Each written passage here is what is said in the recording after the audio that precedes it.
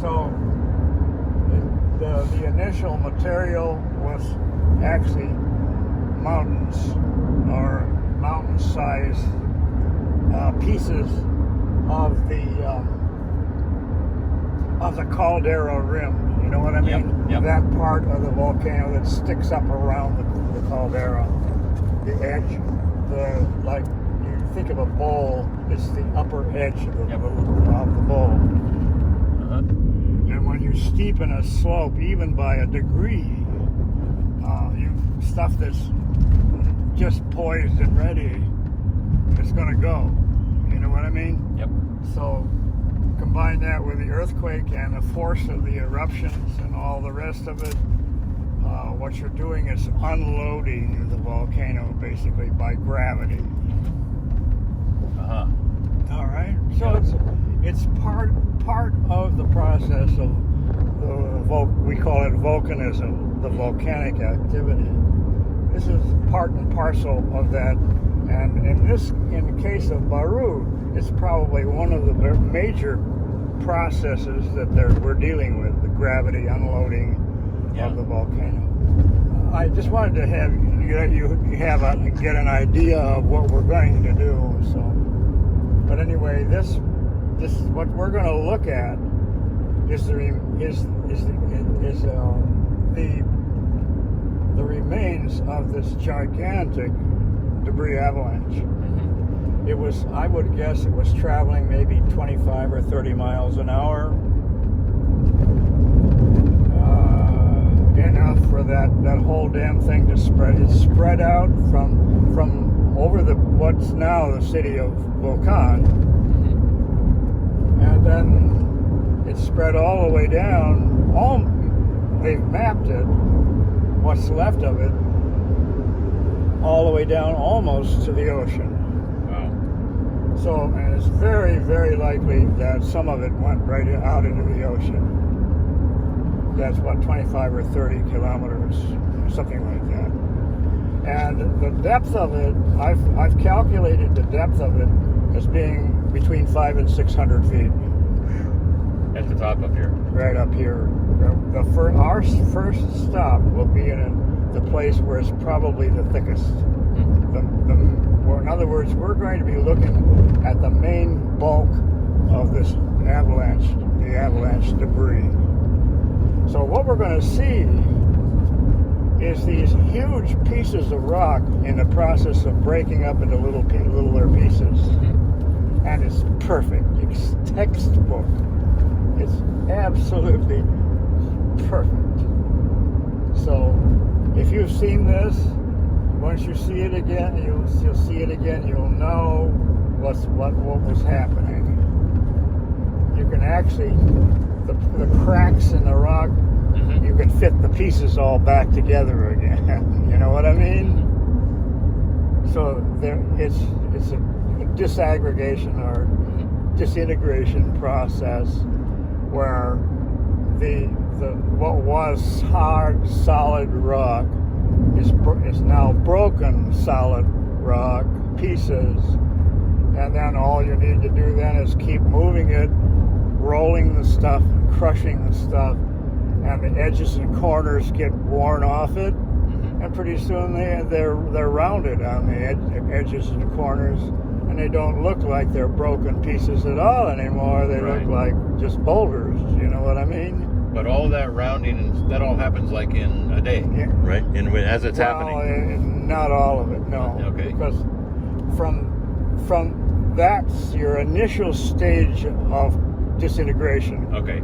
All right. Because of the fact that the shapes of these big, huge boulders are being changed by the stresses of the movement, the chaotic movement of that huge mass of rock. Okay? So we're going to, the first stop, I hope, the first one, will be where we can actually see this initial stage of the fragmentation of all this rock. It's amazing. And when you think of it as being, and we're seeing just the top of it, the very top. So you can imagine what it looks like if you Imagine 600 feet of this stuff. Yeah. So that's and of course the thickness varies greatly. And when we go up into the park, the second stop and so on beyond that, after the later stops will be going up into the volcano toward the caldera itself. Great. And what we're going to see are a couple of mountain fragments sitting down lower than the edge than the caldera rim now, that slid down, and as they slid, they slid this way, rotated this way, and another one on the north end slid down and opened the other way, making it's like the doors of a gate opening, and as the doors of the gate opened, the avalanche came right through the door. You know what I mean? It slid right through the door, and you can see all that. Put your mask down so we can see your chin, or take it off. Yeah.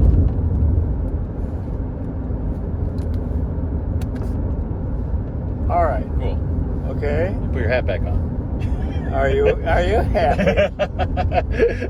You know, you're supposed to be driving. There's pavement out there. There's car. Look, see that one? It's coming right at us. Coming right at us. Yeah. I have my cameraman in the back here, though. Oh, I've been watching. I'm just directing. Hi over there. But I mean, this process, we're going to see many of I would assume many of the various variations on this theme. But in most cases, people do not discuss the disintegrative processes, the unloading of the volcano as part of the process of volcanism. Oh, okay. But all they're interested in is the constructive part of the volcano. Gotcha. Because that's what gets in the newspapers. Sure. Big photos of big clouds of ash. Rivers of magma. Yeah, that. So, and in a lot of ways, Baru, the thing that makes it so interesting to me, that Baru is a character of his own creation. He's completely independent of all of the other stories about what volcanoes are and how they work. I mean, he defies all the basic rules of what is a volcano and how does it work. So anyway, as what we're doing for the rest of the day after that is that we're driving through the town of Volcan along the highway up toward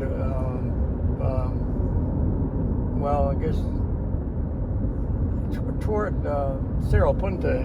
Yeah. But we're not going to Cerro Punta. Okay. I don't think we are. Maybe we may end up there. I don't know. But that wasn't in the plan, or isn't. So,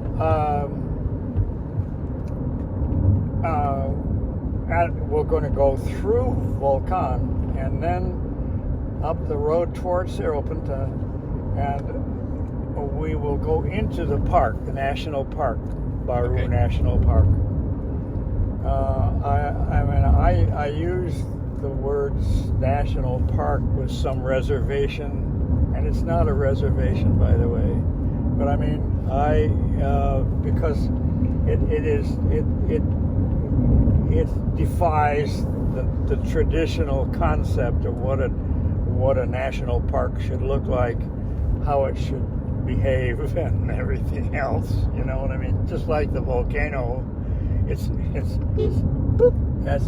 independent park.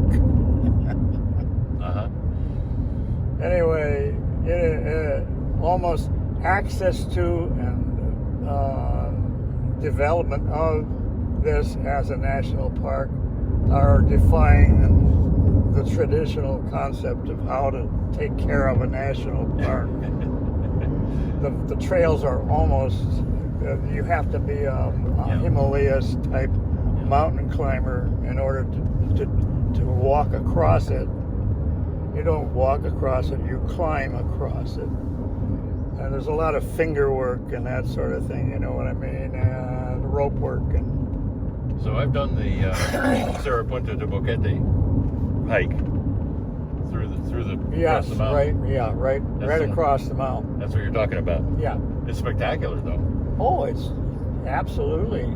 And you can actually drive up into the top, to the summit area. Right. A Jeep would do it pretty well. And the road, the quality of the so-called road up to into the park from Boquete, that road is more or less a stream channel with boulders in it. Yeah. It's not really a road. Yeah. People, you know, the term road usually implies that man has had something to do with its construction. and there's very little, if any, evidence that man has had anything to do with this the construction and deconstruction of this so-called road. But I mean, the boulders are the size of a Jeep, you know, and so on. So get the idea. But in lieu of a view of the caldera, we are going to go into the park, and we can look at it from the bottom, in a sense. What we're going to do is look right up the path of this debris avalanche that split the volcano and took about a third of the volcano and spread it out down all the way down to the ocean. So, but most of what we're going to look at today is the destructive part of a volcano, the unloading part of that, and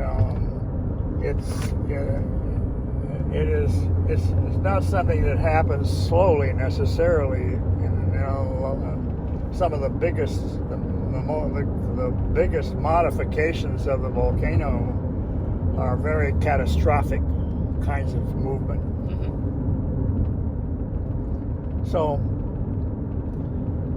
this is a very, very fine example of the effect of an over steep gradient slope of a ground surface. You know what I mean? The slope of Volcan Baru is very steep. The central part of it, the bedrock part of it, and the relief, that is to say, the vertical distance. If you're in Boquete, you're looking west at the summit area of Baru. That vertical distance is 8,000 feet. You're standing at 3,000 feet. The summit is 11,400 some feet. So 8,000 feet relief, and in only a few miles, is a very, very steep slope. Yeah. And you imagine the mass of those rocks above your head, waiting to come down on you. That gravity, the only thing it's holding in place is its coherence, and coherence changes with time and conditions. Yes.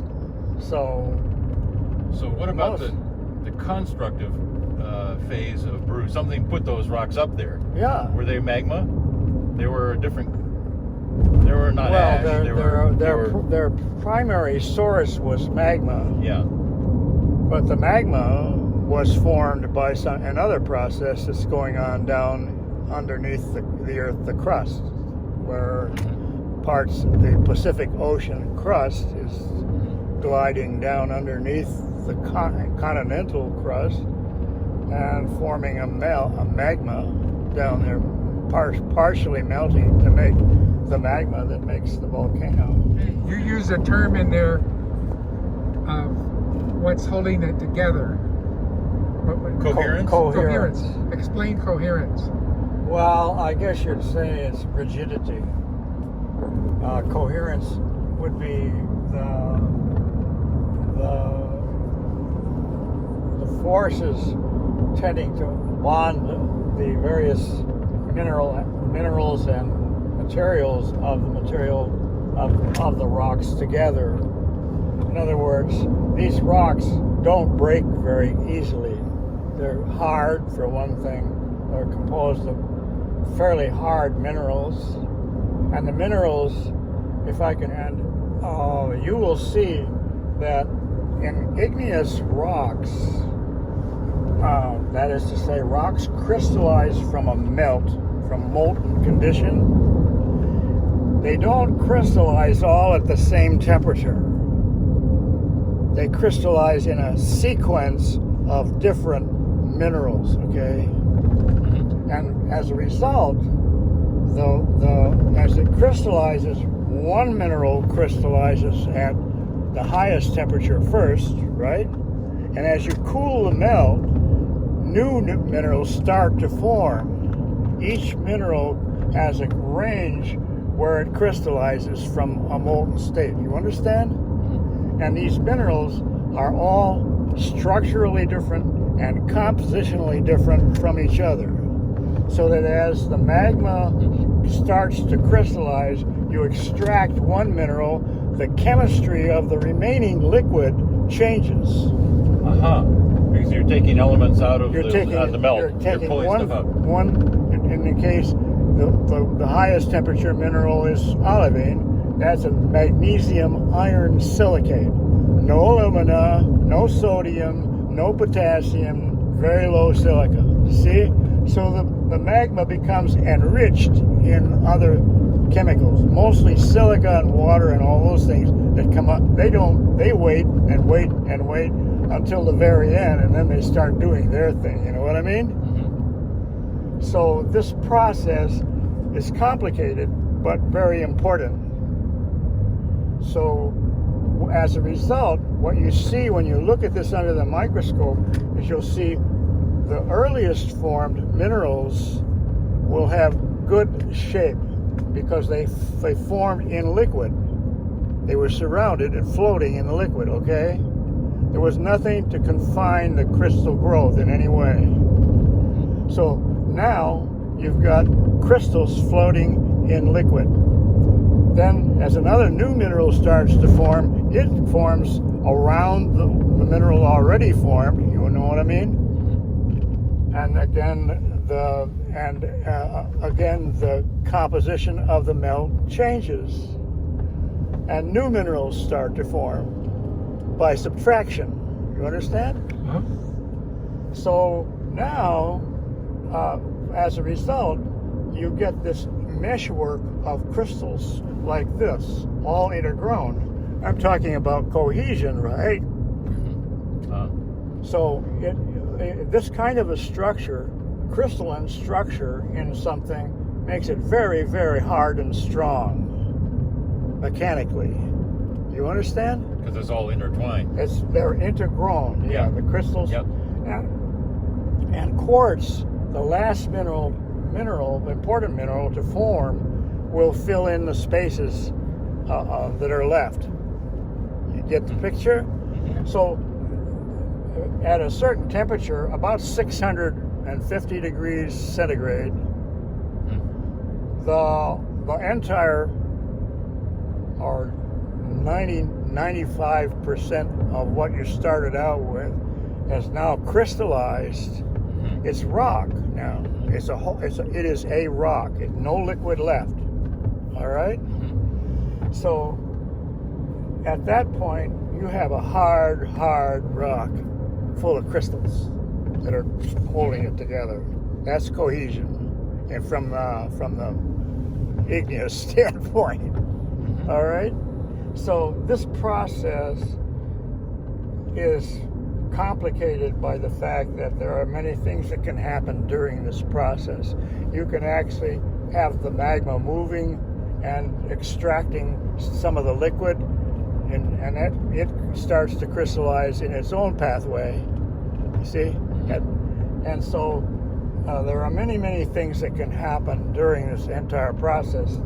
You start out with a mass of magma that's 1,000 miles long and 2 miles thick. You've got a lot of liquid there, you know what I mean? Mm-hmm. So this process, this is the constructional process, you see, because as the magma crystallizes into this hard rock, this magma is rising, and some of it may actually come out at the surface. Yeah. In the case of Volcan Baru, uniquely, the magma has risen to the surface almost at the same temperature as its final crystallization point. So, as a result, you may have some glass, which represents the liquid fraction that never had time to crystallize. Mm-hmm. You understand? Mm-hmm. And so instead it forms it will form what we call matrix, the surrounding part. Glass is a super cool liquid. Yeah. And that is to say cooled below, very rapidly below 600 degrees at the surface or near the surface. Oh, okay. That's why on Kauai, or on what is it, Maui? No. Where's the big volcano? Hawaii. Yeah, in Hawaii. On the crater, it's all glass. Halemaumau or what? Where's the big crater? That's erupting now. That's Kilauea. Kilauea, yeah. Right. We walked out on the crater. Yeah, and that's all. That stuff is glass, basically. Yeah. And you can see the flow marks. It looks like candy, you know. And it's sharp as hell. You don't go on your bare feet in that. No, shit. you don't. Eat up your little footsies. As a matter of fact, you really shouldn't even walk on it at all, because we discovered there were big voids underneath. And you can just step in the wrong place and down you go. Yeah, and then they're called lava tubes. Yeah. Oh yeah. Where the magma was being supplied at the front end of the flow from magma coming through a tube that's down inside the flow. Yeah. And you don't want to end up down in one of those.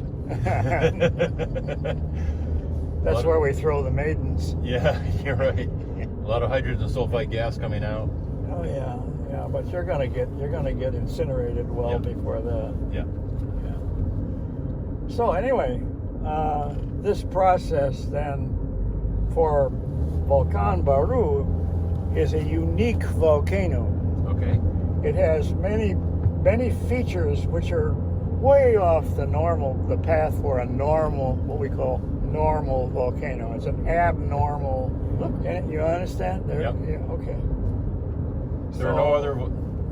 There are the volcanoes that we find here in Chiriquí and western Panama are fairly unique in that regard, and of those volcanoes, Baru is unique even from them, actually. Mm-hmm. So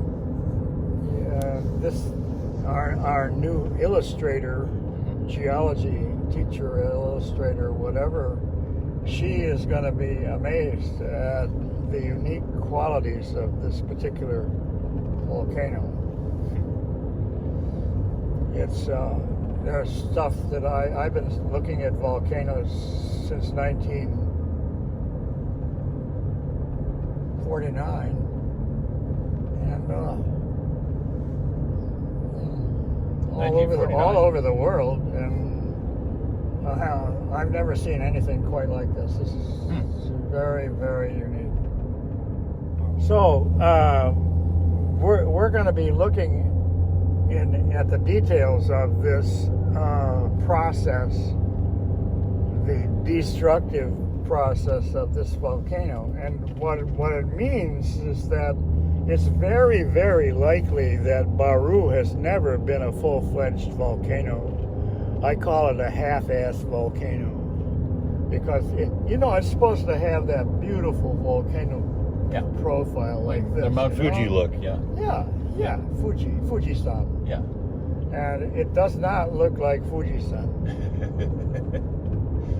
And the reason is because it kept blowing off. Because it keeps a very large part of the magma doesn't really flow as a lava flow. There are practically no lava flows in the whole mix. Now, andesites are supposed to erupt to form what they call a stratocone. This is the stratocones characterize the volcanoes of the whole Pacific Rim. New Zealand and Japan, the Aleutians, the Sierra Nevada or the the coastal range volcanoes, and the Andes and so on, all the way around the closing Pacific Ocean. Is that the Ring of Fire? It's the Ring of Fire, yeah. Those are andesites almost exclusively, and as a reason, and they typically erupt to form lots of big towering columns of ash, volcanic ash, and very little in the way of lava flows. Hawaii or Iceland are perfect examples of volcanoes in an opening ocean, like the Atlantic. But we're looking at the volcanoes produced by a closing ocean, and that's andesite. And so andesites are typically explosive eruptions, sudden explosive eruptions like St. Helens or Rainier or any of the ones in the Cascades and so on. And so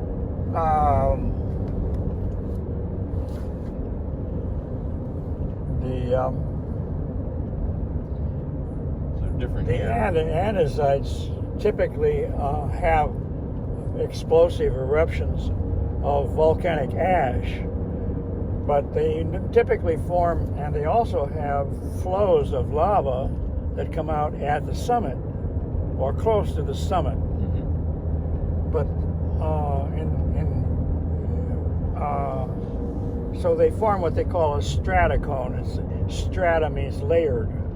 So you get a lava flow, and then ash falls on the surface, and then another lava flow comes out and seals it with hard rock of a lava flow, and then you get another ash eruption, and you get a pile of ash, and then more. Instead of layers, it's layered: ash and flow, ash and flow, ash and flow. Pretty sharp edges and flat surfaces still left on them. Yeah. They haven't traveled very far from their source. See? Well, look at those cliffs. Yeah. Well, and they may have resided up there for a while. Sure. But now they're coming down into here. Yeah. But they're on their way down the river. So now, do you think that whole cliff is debris avalanche? That whole? Oh no. That's a lahar. I don't. We're not in the. These are lahars. Okay. Lahar is a mixture of mud and boulders. Yeah. Okay. It's not solid rock breaking. Okay. So that's the question I had. So the debris avalanche, what's the texture of it? Is there a lot of water mixed in with it, or no? It's just rock. It's just rock fragments. Okay. And as it travels, it breaks up into smaller and smaller pieces. But the pieces are jagged-edged pieces, typical stratocone profile, because there are two major differences. Is that a bird? No, it isn't. It's okay. The stratocone is concave on its flanks, and it has steeper and its upper slopes, and it usually has a small crater at the top, Right. often full of water. Mm-hmm. If at some point during the eruptive history of that volcano it had an explosive eruption, the central crater may have actually been enlarged to form a caldera. If there was a large amount of magma to start with, it was accumulated right under the volcano, that can explode and make a caldera. Because as you remove the magma from down underneath the volcano collapses at the center to fill the space formerly occupied by the molten magma, right?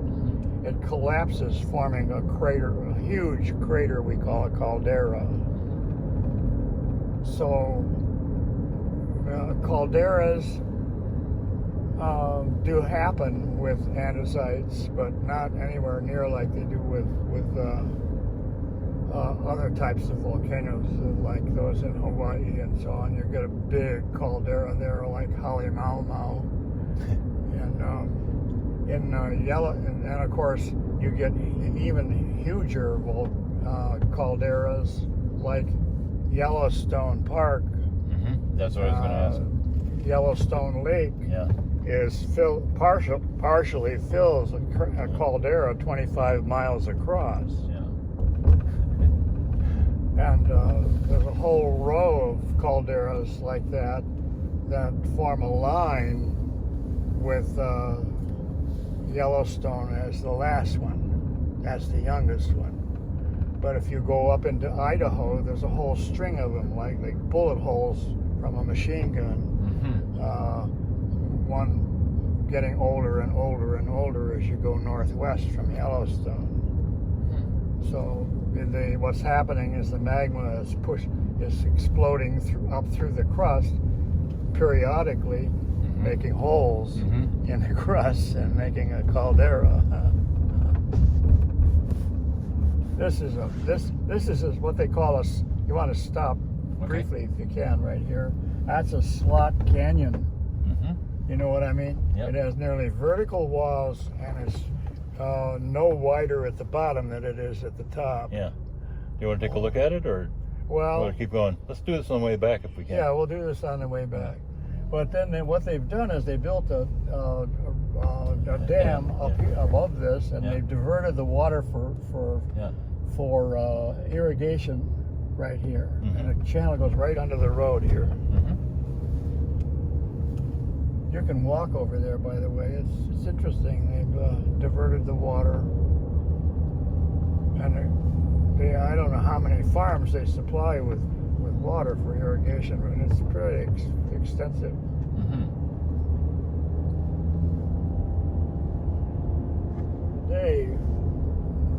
And having heard this stuff the first time, as you hear it again the second time, you will hear a lot of it again as we go through this. But it will reinforce what you've already heard, and so some pieces of it will begin to come together. But it's so one of the reasons that this place is so exciting for me is that it is a completely unique and different type of volcanic activity than I've ever seen before. And it's really a challenge to figure it out because it's not like anything else, it's different.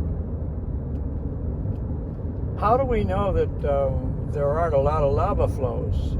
How do we know that? Well, when you start looking closely at the rocks up around the caldera up there at the top of Baru, you don't see the features that you normally see in rocks formed from flowing magma as a lava flow.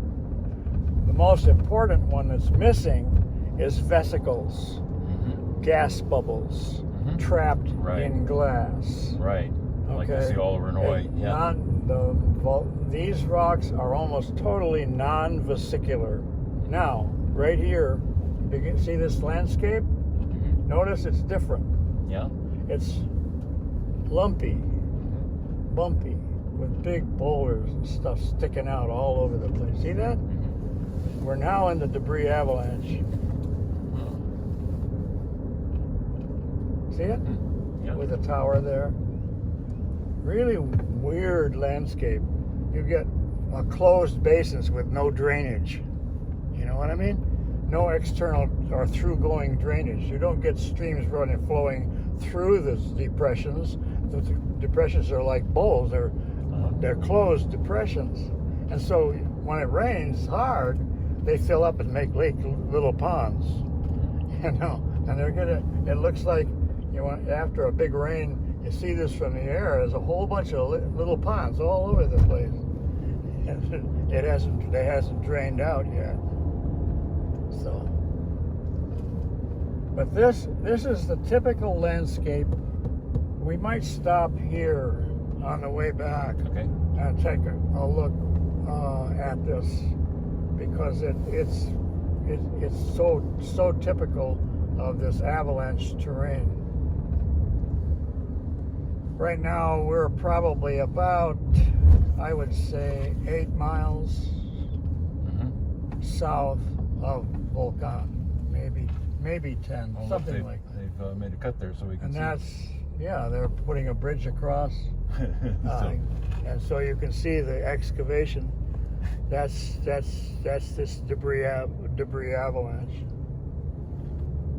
In a lot of ways, at this distance, it's broken up so much and weathered so much that it's hard to tell it from a lahar. But you can see this is very lumpy. Yeah. And you can see It's the not like edge of it right out there, about a mile out. Very, very. When you look at it from space type photos, you can. It's like you can draw a line right along the edge of it. It looks something like what you see in glaciated terrains, where the ice just simply melted and dropped all its boulders right where it melted. So there's no through-going drainages, or very few. But you'll see how you get these closed depressions. See them? Little divot holes all over the place.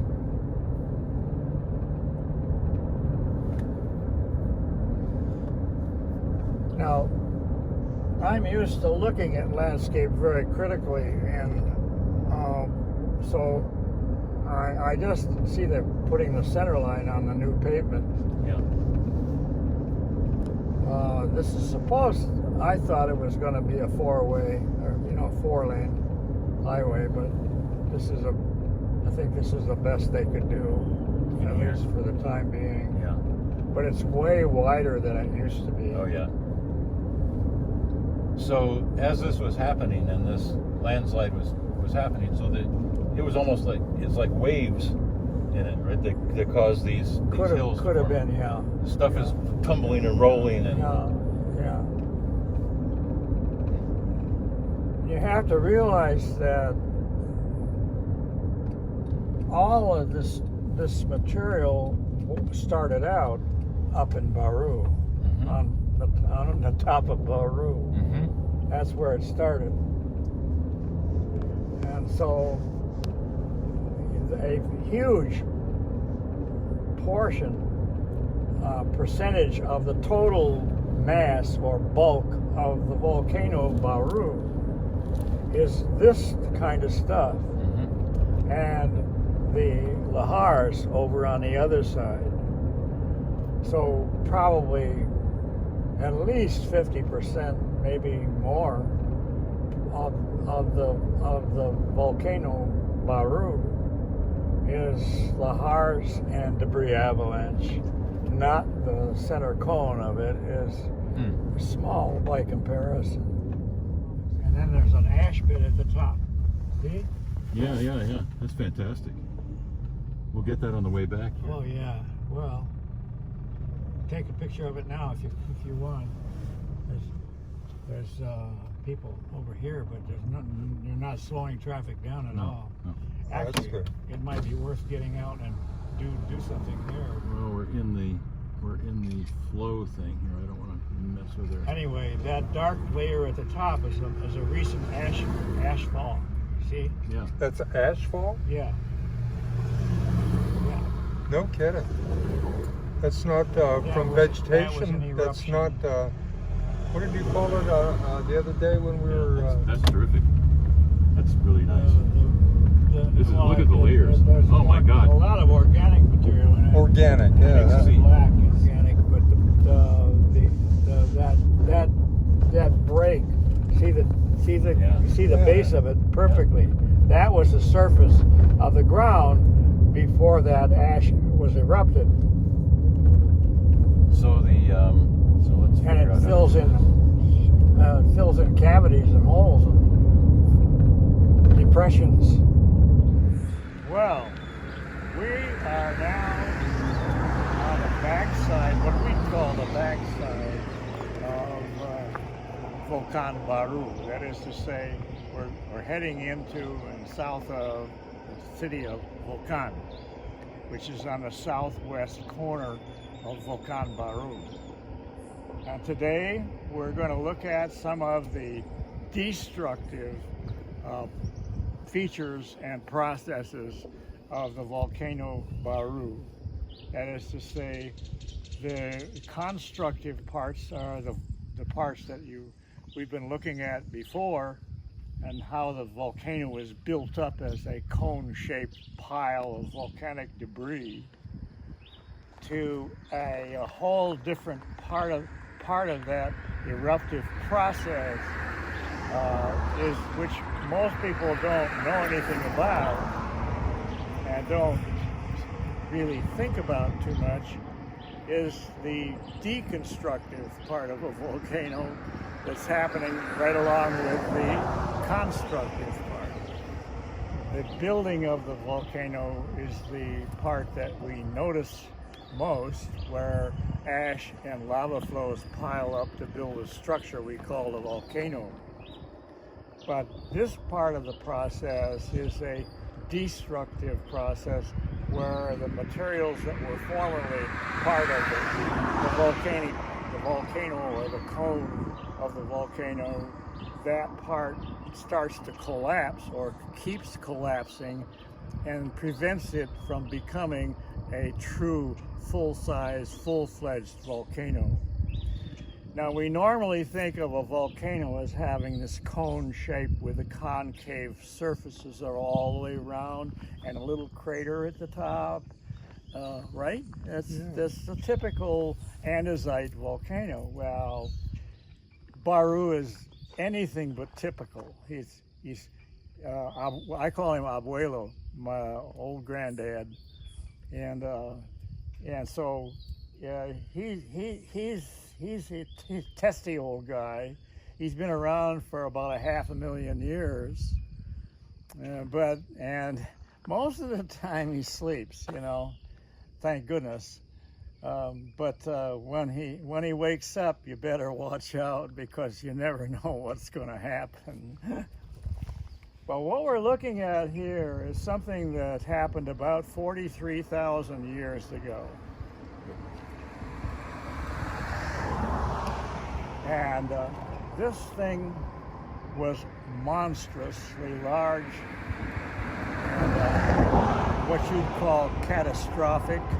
If you're a human, it's definitely catastrophic in human terms, because a whole side of the volcano, Volcan Baru, which had a rim that was around 11,000 feet high, okay, a whole piece of the southwest corner of the volcano broke loose, probably during an eruption when the volcano was swelling prior or to or during an eruption.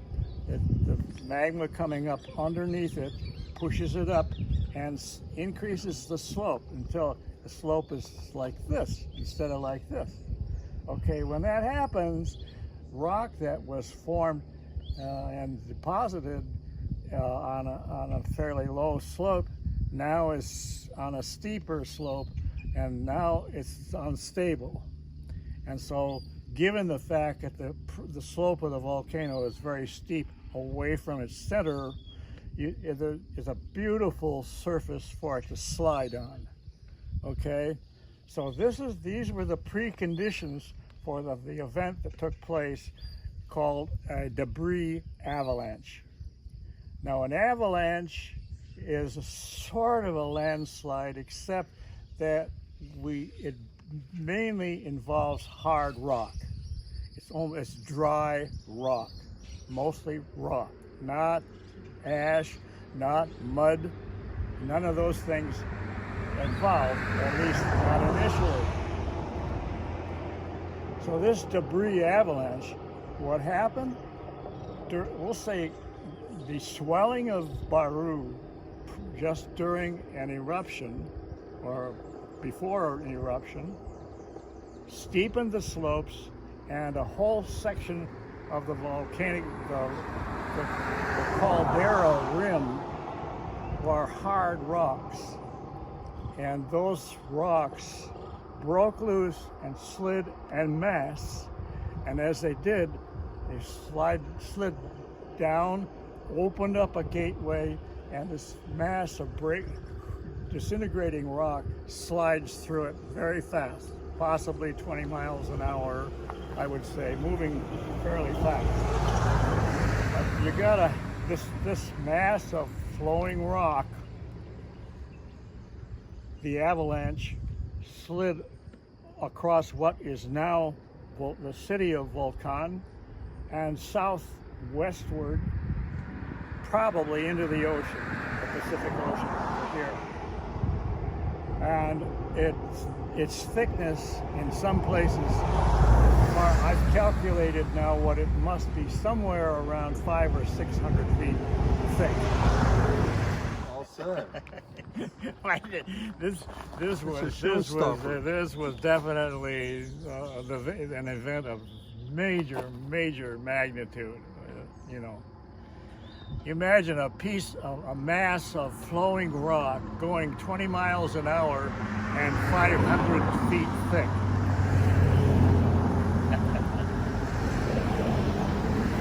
And we're going to show you in a little bit what the landscape looks like on the surface of one of these avalanches. We can't see it very well from this particular place, but we're here for another reason. We're going to look at the inside of it and some of the other things that help us to prove that this was indeed an avalanche, but not something else. All right. Okay. Now this is a road cut. Right now our location is probably about 3 miles south of the city of Volcan. All right, 3 miles. And of course, the point at which this stuff, the starting point for this rock debris, was at least 6 or 7 miles from here, north of here, northeast. So it's already, by the time it's reached this point,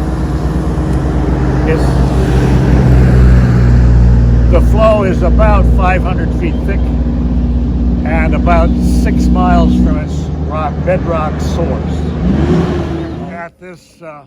At this place here, just south of Volcan, about 3 miles, we're looking at a part of this debris avalanche. By this time, the avalanche has moved about 6 miles from its original bedrock source to the northeast to this point. We're along the main highway south from Volcan. Okay, and in a few minutes we're going to show you what the landscape around here looks like. This is not the place, but we're going to be looking at some other parts of the inner part of the avalanche.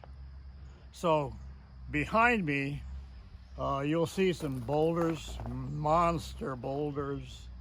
They're sort of reddish brown in color because they're in a soil formation zone. Soil has been forming since the thing happened about 43,000 years ago, so it's had plenty of time to oxidize the iron and the minerals in the boulder. So what you're looking at are boulders that were caught in the avalanche.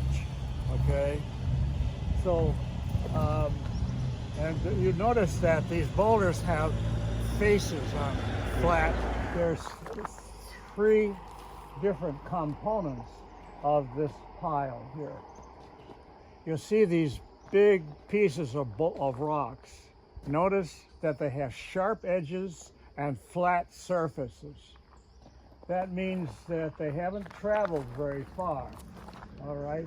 The farther they travel, the more abrasion there is on the edges and corners. All right. So this one down here and the others, notice that the color of the boulders in the top of this flow here are red or brown, and that is because that's the soil that has been forming here since this avalanche happened 43,000 years ago. But as you go down in the pile, you'll notice that the rock pieces turn to gray as we go down, see? So this is a deeper part of it that hasn't been weathered yet. All right? Then on top, you'll notice there's a black layer. See it?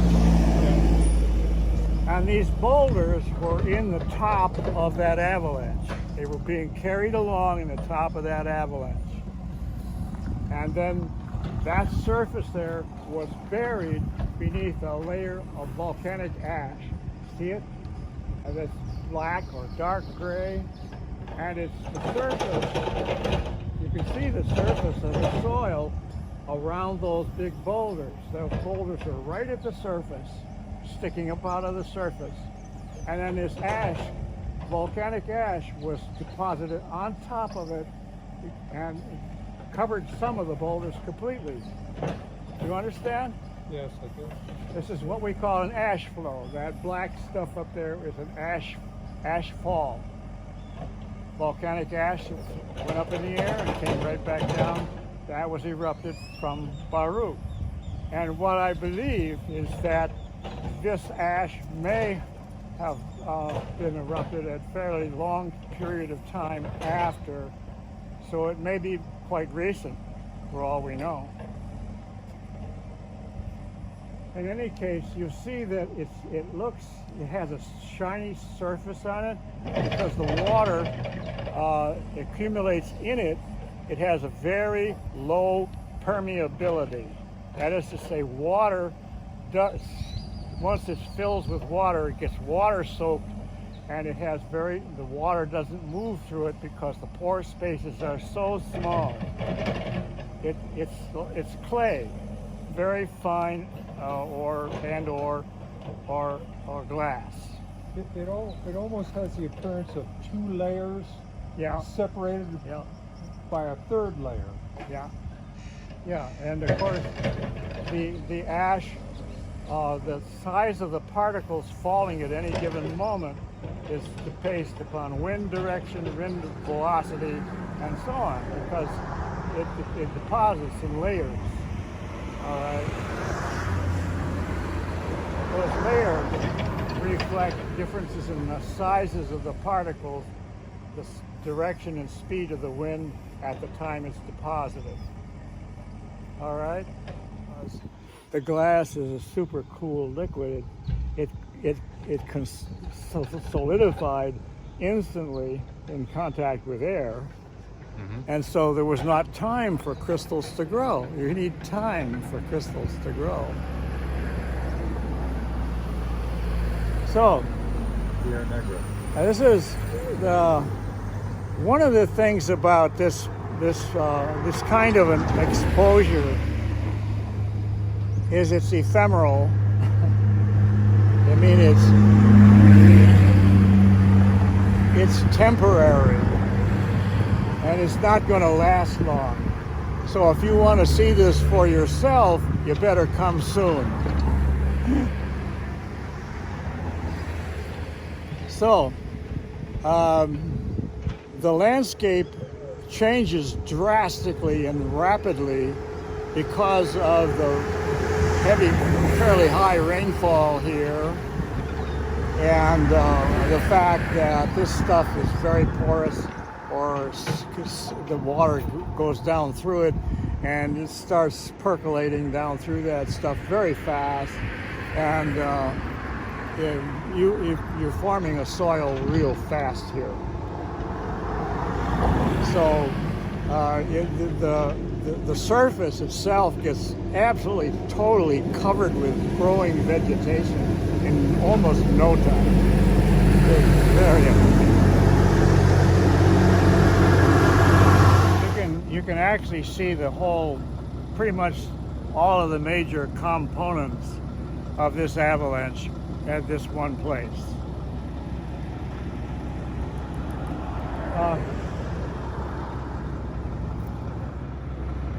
All right, you see the difference in color?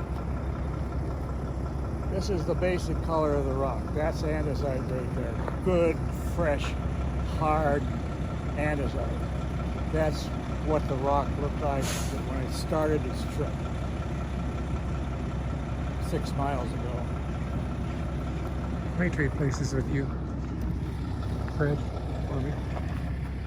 Okay? Yeah. All right.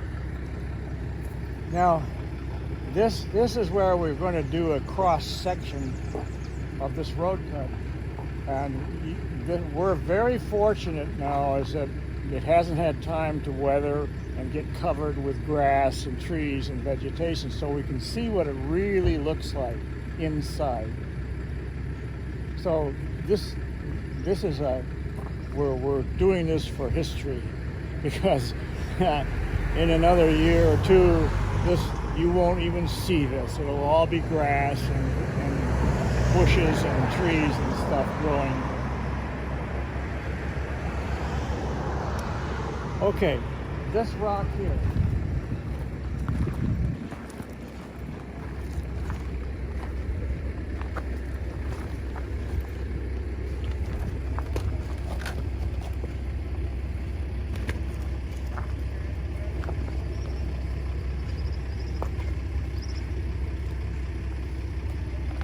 This rock here is your bedrock, hard bedrock andesite. Its typical color is gray, like this. Medium to light gray, with casts that are greenish.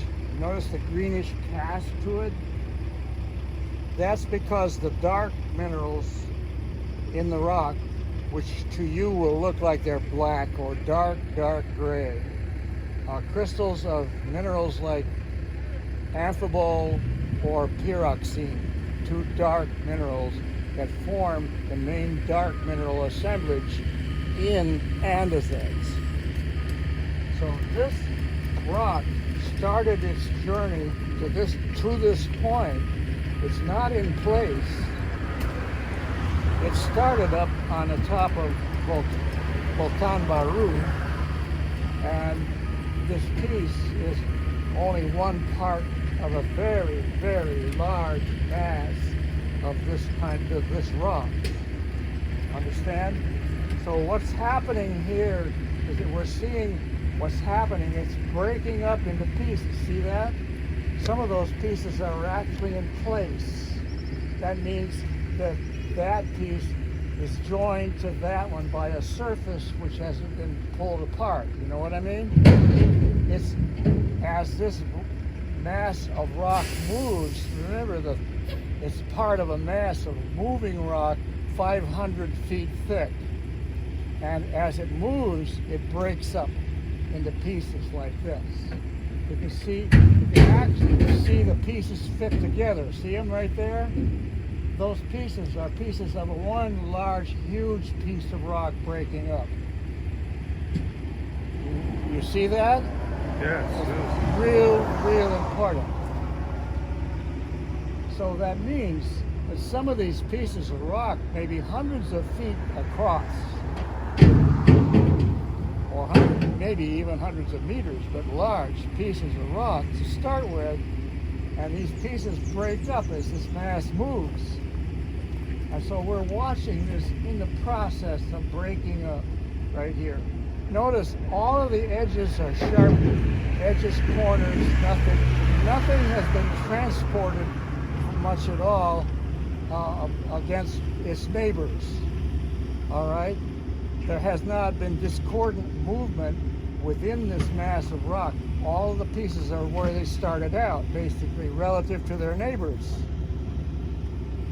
It all fits together, in other words. Okay?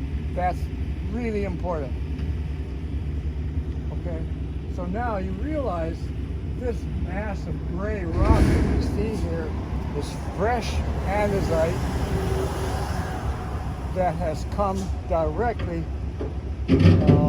from the top of Baru with hardly any modification whatever. Okay?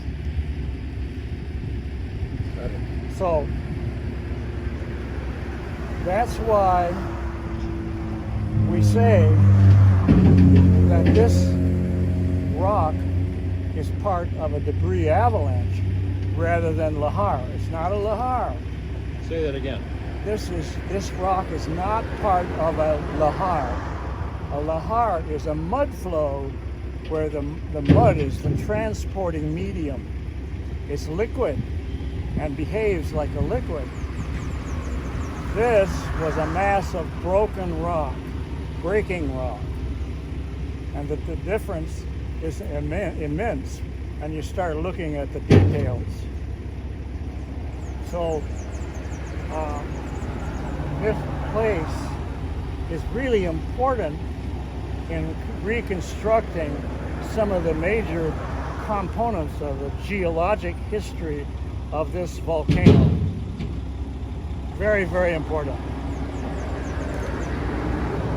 So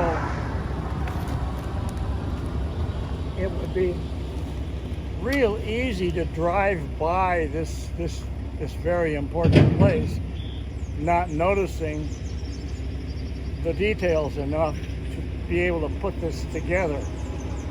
But as it turns out, the fact is that they decided to widen this road, for which we are very, very thankful. and this has revealed a lot of the very interesting, unique features of this particular volcano for us. So we're lucky. Now again, if you look either to the left or the right from this location here, you'll notice this was a huge mound of this broken rock here. In other words, this whole hill here was one piece of rock, hard, solid rock, when it started out on top of Baru. And what we're looking at is the broken pieces of it, that haven't been moved relative to each other very much. So the size of the pieces are, in some cases we can see where some of the pieces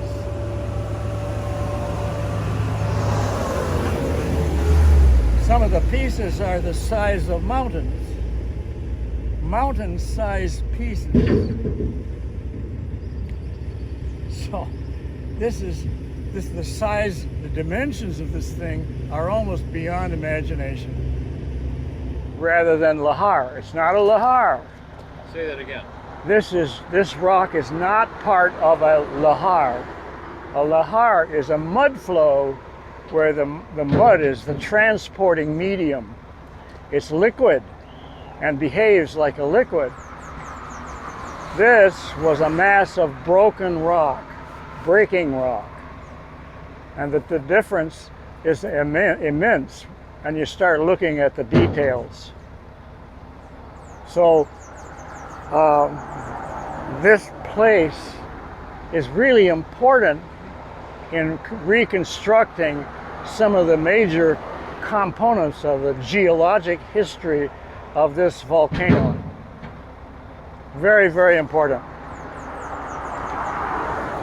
So it would be real easy to drive by this very important place, not noticing the details enough to be able to put this together. But as it turns out, the fact is that they decided to widen this road, for which we are very, very thankful. and this has revealed a lot of the very interesting, unique features of this particular volcano for us. So we're lucky. Now again, if you look either to the left or the right from this location here, you'll notice this was a huge mound of this broken rock here. In other words, this whole hill here was one piece of rock, hard, solid rock, when it started out on top of Baru. And what we're looking at is the broken pieces of it, but that haven't been moved relative to each other very much. So the size of the pieces are, in some cases we can see where some of the pieces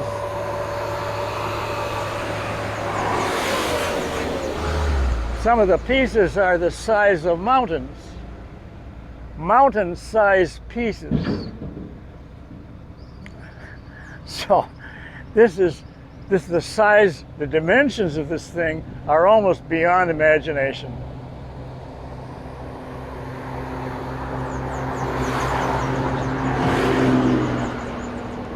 The material that we see on top of the rock, it looks like small stones here mixed with mud. Is that a lahar then? What we see? Well, it's possible there may be a lahar there, but then you see the ashfall, the black stuff again. You see it extends all the way across. That ashfall is a much more recent event, an eruption of ash from Baru that made that black layer on top. That's a lot younger than this debris avalanche. Now, I was telling you in our trip up here that the magma crystallizes in stages across a temperature range from about 1100 degrees Celsius down to about 650. So that's about what, 550 degrees C range. That's a lot of temperature range. During that time, the magma is cooling, giving off its heat. The crystals are forming in a sequence. Now, if I were to ask you, to say, are these crystals of feldspar older or younger than the minerals around them? When did they crystallize in the temperature range? Well, I'm just asking you which is older or younger. Which formed first, the crystal or the stuff around it? The crystal. Remember, I told you the crystals are forming early at higher this temperature. is still molten. Right. No. It's starting to crystallize. It's called fractional crystallization. So that we get a series of, it's called the Bowen reaction series, of common rock-forming minerals form in a sequence, usually from the dark minerals first to the lighter minerals last. But there's two series. There's a feldspar series and there's a ferromagnesian series. The dark minerals include several groups of minerals. And the highest temperature mineral, the first mineral that normally forms in a crystallization from a magma, is the mineral olivine. That mineral usually reacts as you cool the melt composition changes, and so the reactions start between the early olivine crystals that were there to start with. They are resorbed in a liquid later and form a new mineral called pyroxene. So what's happening is all these complex reactions between minerals and remaining liquid during the process of the crystallization of this magma. So it doesn't all crystallize or solidify at one temperature. It does not solidify at one temperature. It solidifies across a huge temperature range. Now, there's another factor involved with this, and that is the time factor. How long do we have to do the formation of the crystals? How long does it take to make a feldspar crystal? Probably hundreds of years in the magma. So, but in geology, you have no lack of time. There's no hurry with anything geological. So if you don't have, if you need 1,000,000 years to do it, fine. You got a surplus of years to fool around with. You know, it's like the national budget, infinite source of money. We can print it as much as we like. So, in any case, what you see here is these feldspar crystals floating in a matrix of finer, smaller crystals. But the whole rock, for all we can see here, is all crystals, not glass. And so this process is a chemical decomposition of these minerals, leaves iron oxide, hydrated iron oxide, as a byproduct, with the dark minerals in that rock weather. But they were the minerals that formed early in this process of crystallization, and they are further out of equilibrium with the surface environment than the feldspar is. So the feldspar remains relatively unaltered, and the stuff between the feldspars turns to iron oxide.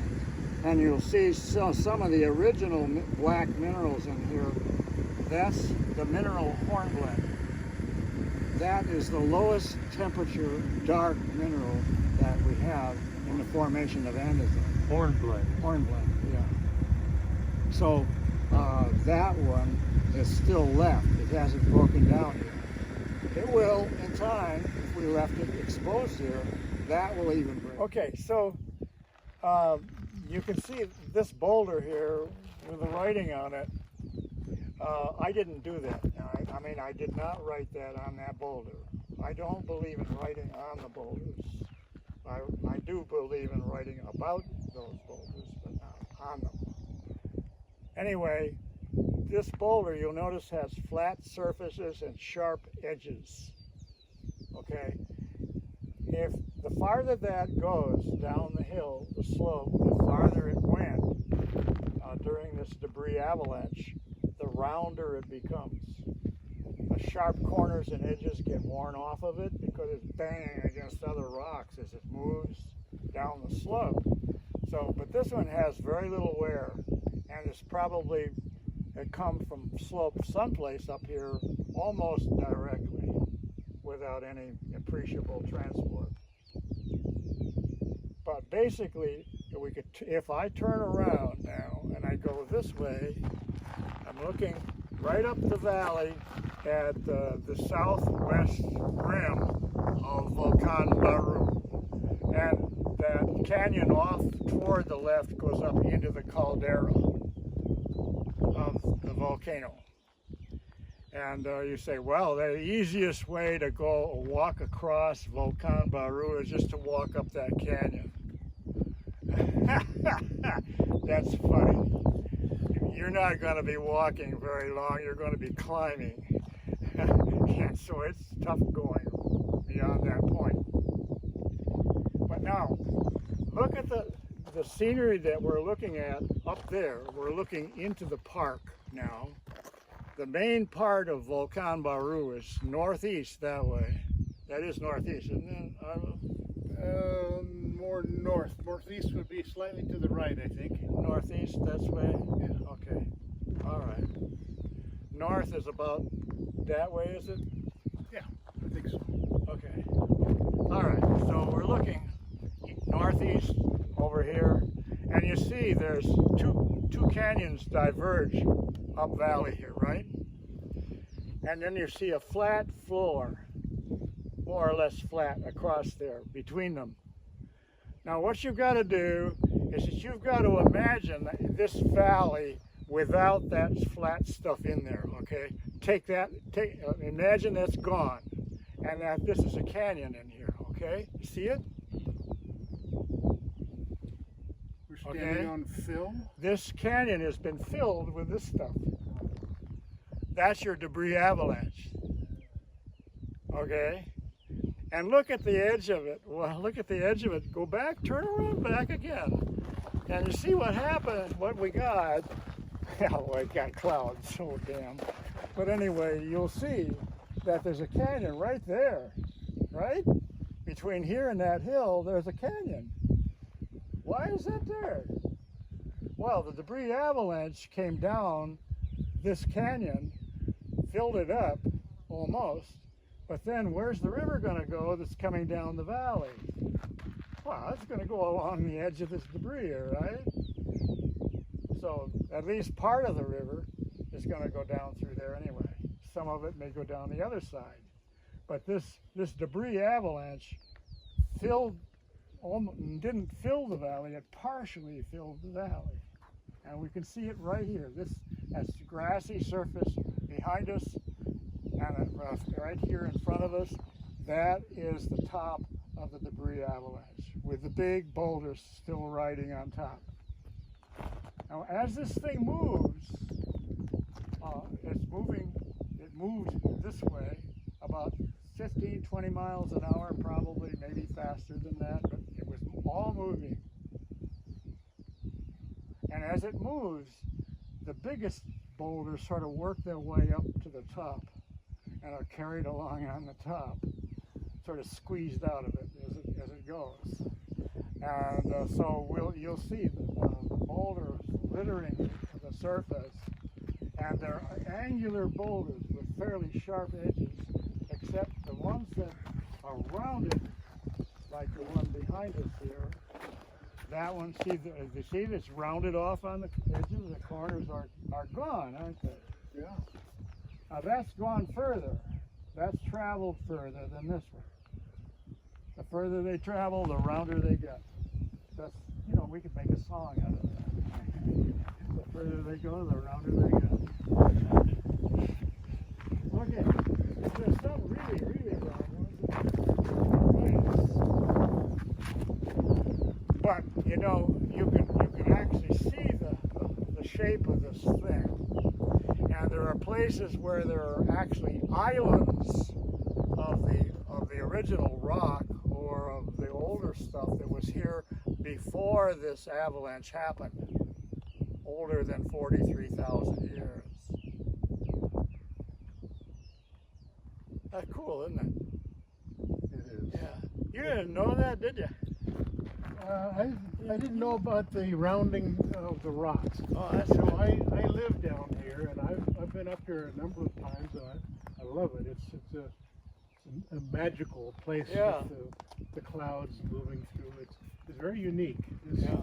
This Unique in so many ways. piano is Yeah. magical. Yeah. And when you realize that this debris avalanche in some places is 500 feet thick, and it went at 20 miles an hour, and it went all the way into the ocean down there, then you begin to realize how big this thing is. I can't even conceive It's of it. almost unimaginable. So, anyway, we're going to go up the valley this way, getting as the canyon sort of gets closer and closer in. But you're going to notice, I think we can see it from here. I'll move up the road a little ways. Clouds don't obscure it completely, so we can see it. You see this mountain over here? Partially covered by clouds that are moving in from the right. That is a piece, that is a mountain-sized fragment of what was the caldera rim up on Baru. That wasn't there to start with. At the time of the debris avalanche, that piece slid down. Another one over here, about the same size, slid down this way and opened up like this, making a pathway for the avalanche right through the middle. It's like the gates opened up and slid right through the open gates, covering Volcan with about 400 feet of debris. Isn't that amazing? This is Cerro Aguacate on the right, and so you're saying that Cerro Aguacate was originally part there. of Volcan Baru, and it came down and it won't move this way, it slid down and did this. Okay, as they slid, they rotated like that, opening up this Pathway here for the avalanche. So Cerro Aguacate was one half. Where do you suppose the other? This one, right over here. Yeah. Yeah. Wow. Anyway,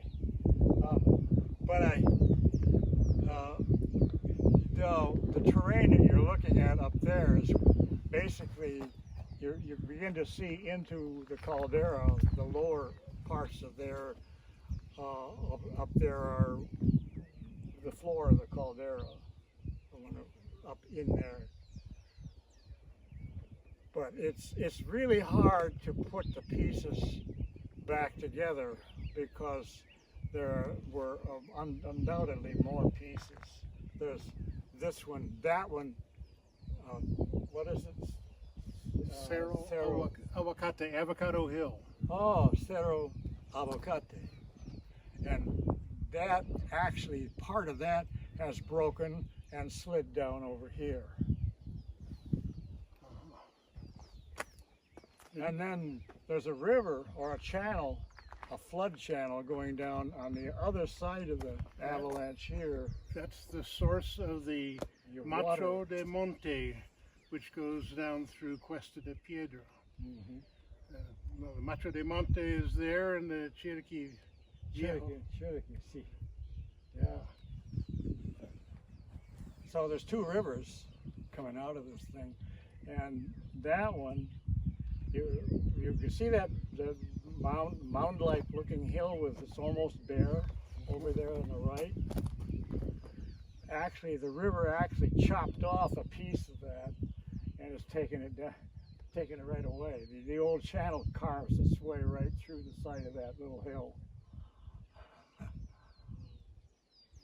So there's been a lot of river erosion in here just since the last, since the avalanche came.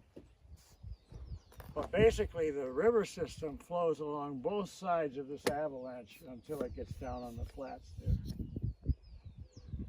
That grassy area is called Potrero Seco, dry pasture. Dry pasture up there, yeah. And then the city water supply is back in there, isn't it, someplace where they have the pumps for the water? Yes. For You Volcan. can't really see You can't really see where it is because from it's over here, but on the other side. yeah. Okay. Well, So, just so I have this visualizing, I'm looking at that face here. That opened, This part here That face there, was rotated this way. Yeah. it rotated this way. Yeah. Counterclockwise. So you can imagine, if you look up in here, that these two pieces this was a huge wall across here. That's right. Enormous wall. Yeah. And it just, boom, opened up and shoo. Yeah. Providing a nice pathway for the avalanche. Yeah. How about And this one right in the middle here? Did that slide down from the other part? Well, the big one there, I don't know how much I've not done any work up there, and Okay. it's impossible for me to get there myself. Yeah. So I can only see what I can see from here, but there's probably way more movement, these pieces that I'm talking about than I know about. But this, what I'm trying to do is to simply say that this process of the breakaway of big pieces of the edge of the volcano and sliding down, breaking up, and so on, is part of the whole process of the building and rebuilding and removal of this mountain. It's all going on as it ages. So when this big chunk slid down and broke in two, was that a result immediately after an eruption, you think? Or This probably happened during or just before. Yeah. Because what happens is the magma that's making the volcano is coming from way down, maybe 35, 40 miles down. Okay, it comes up through a pipe-like conduit, like that. It makes its own pipe-like conduit all the way to the surface eventually, or nearly so. And it comes up, and as it comes up underneath the volcano, it's coming up under there, it builds us like a huge plume, like the hot air the balloon type thing they use for stratospheric studies and so on. It had this teardrop shape with a rounded top, a dome-shaped top on it. Well, this is rising and spreading as it goes.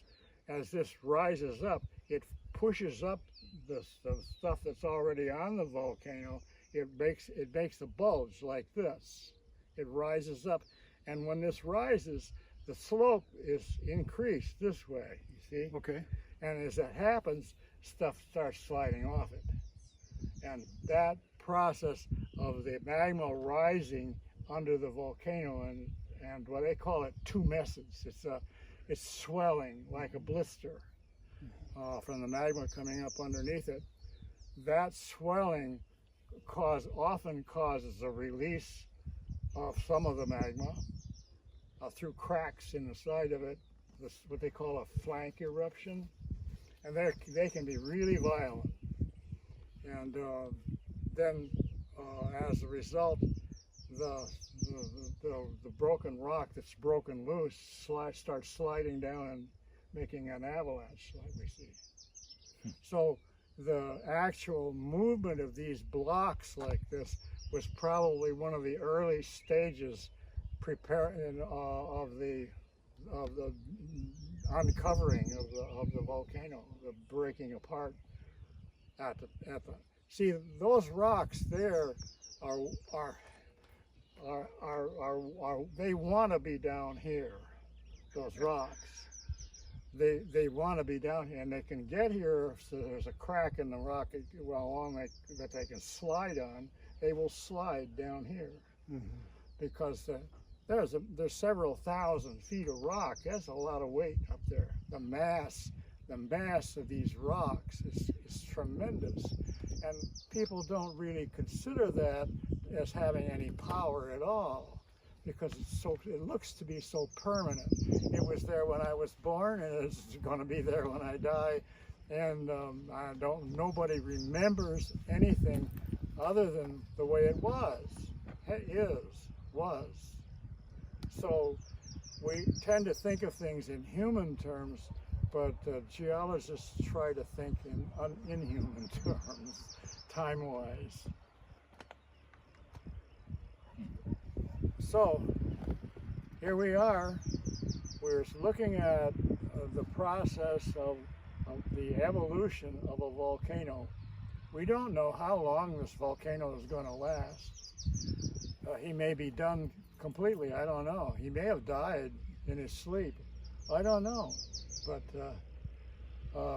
Abuelo can wake up at any time. Okay, we need to break down our thing here. It has a feel to it. A primitive sort of, I don't know how to say. I get the same feeling when I'm in Scotland, northern Scotland. On the moors. The moors, yes. Exactly. Ah, yes. No trees, or hardly any trees, and just rugged stuff. Hold on, here we go. Ah, jeez. Okay. But all the way down, this channel does all kinds of crazy things, you know. I mean, you can see, obviously, this is one of the later channels. This one that comes around here, see that? And down. And then there's another one coming in from that direction over there.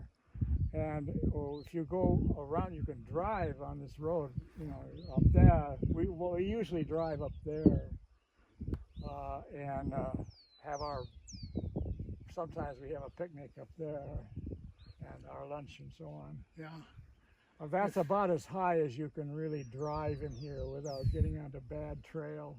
There is another road that will lead up here to a site where they have an internet radio site, but it's locked off with chain and cable. I've never been able to get up there.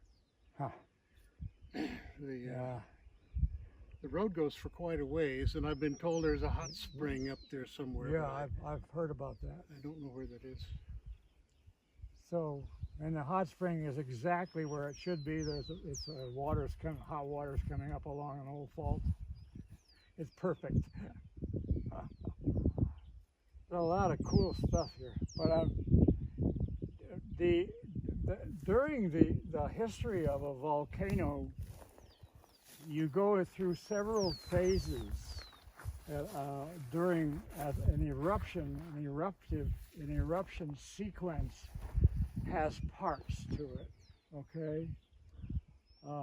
And it's related to the movement of the magma under the volcano that supplies the whole system with its thermal energy and its other energy, okay? But you start out at about 40 miles down or maybe more with the magma forming by partial melting of rock that's coming down underneath Panama from the Pacific Ocean, okay? And that slab of ocean crust is forced down underneath lighter colored rocks that sort of float up on top of it. So we call this subduction. The ocean floor is going down under like that, underneath lighter colored rocks. We call this continental crust and ocean crust here. You understand? Continental crust is lighter weight, lighter color, and floats on top of the ocean crust. So that ocean crust goes down like this underneath the continental crust like that to a point underneath here where it starts to melt. It doesn't all melt, it melts partially. So just like when it crystallizes in stages, liquid and solid. When it goes down and it's melting, we get an early liquid phase composed of the minerals that melt at the lowest temperature. You understand? Mm-hmm. Okay, so this partial melting makes a big pool of magma down here, and it melts to a point where it begins to expand to the point where it starts to rise buoyantly it starts to rise up into the crust above it and penetrates it sometimes all the way to the surface. And the distance between the point where the two plates meet right here along this line, that distance from here to the melting point forms a row of volcanoes here that lines up with the edge, you see, because it's going down to a certain depth and it starts to melt. And, okay, it makes sense. So we get volcanoes in rows along the edge. If you look at a map of the Pacific Ocean floor, the map of the Pacific Ocean, you go from New Zealand down here, Japan over here, the Aleutian Islands here, the volcanic islands of western British Columbia over here, and then down into North America to the Cascades, and in Washington, Oregon, down through California, all the way down to Baja California, and then all the way down to the western side of South America to the point Tierra del Fuego, down at the bottom. And all along that edge, a row of volcanoes, pretty much like Baru here. And they form in rows, linear rows. So this Baru should be in line with other volcanoes in this thing. But it turns out that Baru is also an exception to the rule in a lot of ways. It isn't where you'd expect it to be. It didn't form where it should be. It formed somewhere on its own because the source of the magma is a small isolated patch that is where several plates are breaking up into pieces of the plates. Instead of going straight down under like this, it's breaking into pieces because there's one plate coming in from the Caribbean over there, another plate going down underneath this, say, and another plate coming in this way. Three of them meeting in three different directions. And they meet right here southwest of Chiriquí. The crossroads of the world. Oh yeah, absolutely. All hell's breaking loose right here, man, down underneath us. Woo, big stuff happening. It's a collision zone, a threefold collision zone. Three major plates coming together at that point. Amuelas Peninsula. Puerto Amuelas. Yeah. Amuelas. That peninsula extends due south from Panama. Panama goes this way. It goes off into the Pacific Ocean for 600 miles. 6.0 earthquake, just 150 kilometers south of Puerto. Yeah. This morning at 4:30 a.m. Yeah, and all along 6.0. that big there's a cliff there, underwater cliff that involves some vertical movement of the ocean floor, and that line goes right along the east side of Amuelas Peninsula. Exactly. What a great place for an oil pipeline. Perfect. Absolutely perfect. Seaport, end of an oil pipeline. But anyway, that place we find whole swarms of earthquakes emanating from that place because what's happening is these plates are colliding. Imagine a superhighway with a collision of several big trucks, tanker trucks, and all kinds of trucks colliding in opposite directions, and then cars piling up on the pile, a multiple car, multiple truck collision. That's what this is down there. It's a collision zone where all these pieces are breaking up. And so you really can't predict how they're moving, the pieces. And that's why Baru is where it is. If you extend that line along the east side of the Amuelas Peninsula, due north for about 100 miles or whatever it is, I don't know how many miles, there is Baru right straight exactly on that line.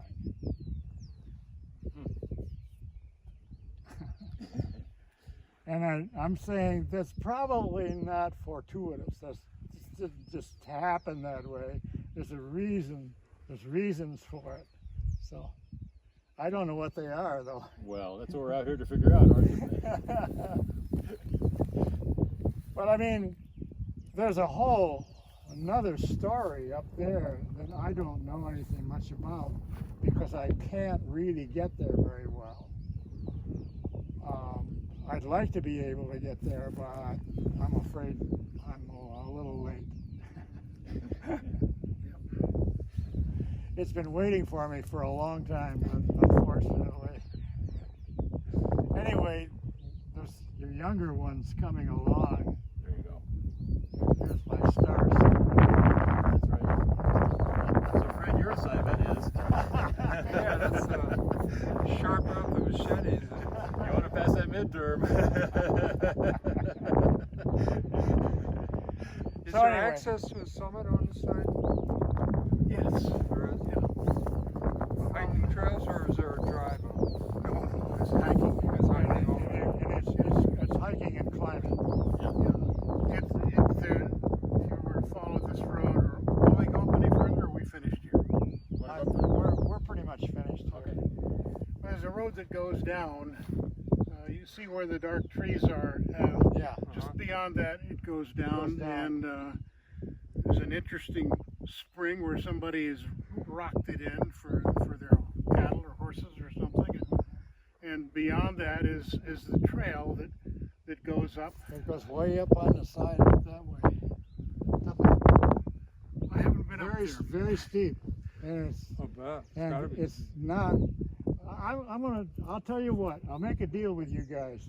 We've got one more stop here before we leave this place, and I think we can walk up the road to it easier than driving through the gate. We can just get out on the road and walk a little ways up beyond the fence there, and there's a rock I want to show you down on the other side. There. I'd like to see what's on the other side of that little ridge. I think that would be.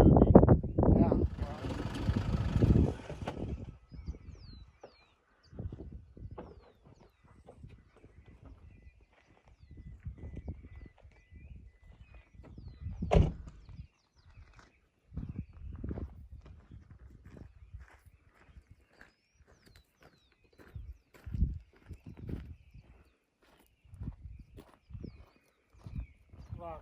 Was flowing, or did it get launched? No, it was flowing. Flowing. Yeah. And I can tell you how I know. First off, the flow, you can see it fills a former canyon, a valley. There's this hill and that hill, and then this fills up the valley to a depth. Well, if you project this down and this down to the bottom of the canyon, it might have been 500 feet down there. Okay? I'm trying to give you a little conception of the scale of this thing. It's immense. I don't know. I don't think you can tell, at least at this moment, whether it was one event or several in fairly close succession. It's hard to say. It might have been one week and another one another year later, another 2 years later. We don't know that. But it looks like it was one event. As far as I'm concerned, it was just one event. Now this boulder here probably started way up there in its pathway down. And as these broke, as this huge mass of rocks slides down the hill, it gets broken up into pieces, smaller and smaller pieces as it goes. And in the highway they're building down south of town, those road cuts show how those pieces were moving in all kinds of random directions. Some trees were caught up and carried down in it, and soils were carried around in it. It's churned up into great, huge masses of stuff. And you can see those along the road, and they're right there for you to look at. It's amazing. So this piece here is probably the world's classic example of a boulder that's in the process of breaking up. you can actually fit the pieces sort of back together again. Yeah. It's really neat, isn't it? Yeah. And we've been looking down the road at some of the stuff that was just starting to break up. The pieces, you could see them moved a little bit this way or that way, but you could see they fit together. And these have moved farther than that now. They're actually just one piece sitting on top of another, like somebody stacked them that way. They didn't. They're just coming. It's just moved as the thing was moving along. It was breaking up, and the pieces are stacked on top of each other. It's really neat, and the process, this process of churning movement, but fast movement of a huge mass like that, it tends to sort the big boulders that sort of work their way up to the top as it moves. Mm-hmm. And so this may have actually been, and when this started moving, it may have been part of a huge mass of rock, but now it's sort of sitting here on the top like all the rest of them. Now that one's got a rounded top on it. That's come up a lot further than this one. Surface. So are those made from, how do you say that word again? Andesite. The Yeah, columns. the rock is andesite, but it's mostly glass. Oh, more glass in it. Mostly glass. Probably 60%. But it had some crystals in it because we looked at them. Crystals are floating. This one, these here are probably much more crystalline. And it means that the magma rose to a point carrying the crystals in it. No regular arrangement. Because normally whenever the magma hits the air or water, whatever surface temperatures, let's say 30 degrees C, that's way below the crystallization temperatures. So those crystals had to be floating in the liquid when it came up. They had to be there in the liquid when it came up. How do the columns form? The columns form by, you know, when the magma comes out molten, all right, or super hot. Let's say 1100 degrees Celsius, all right? And you're cooling it almost instantaneously. You do not have time for crystals to grow. Crystals require time to grow. That means the crystals have to grow in the liquid very slowly when it's not moving, not moving very much. And the temperature is not changing very fast.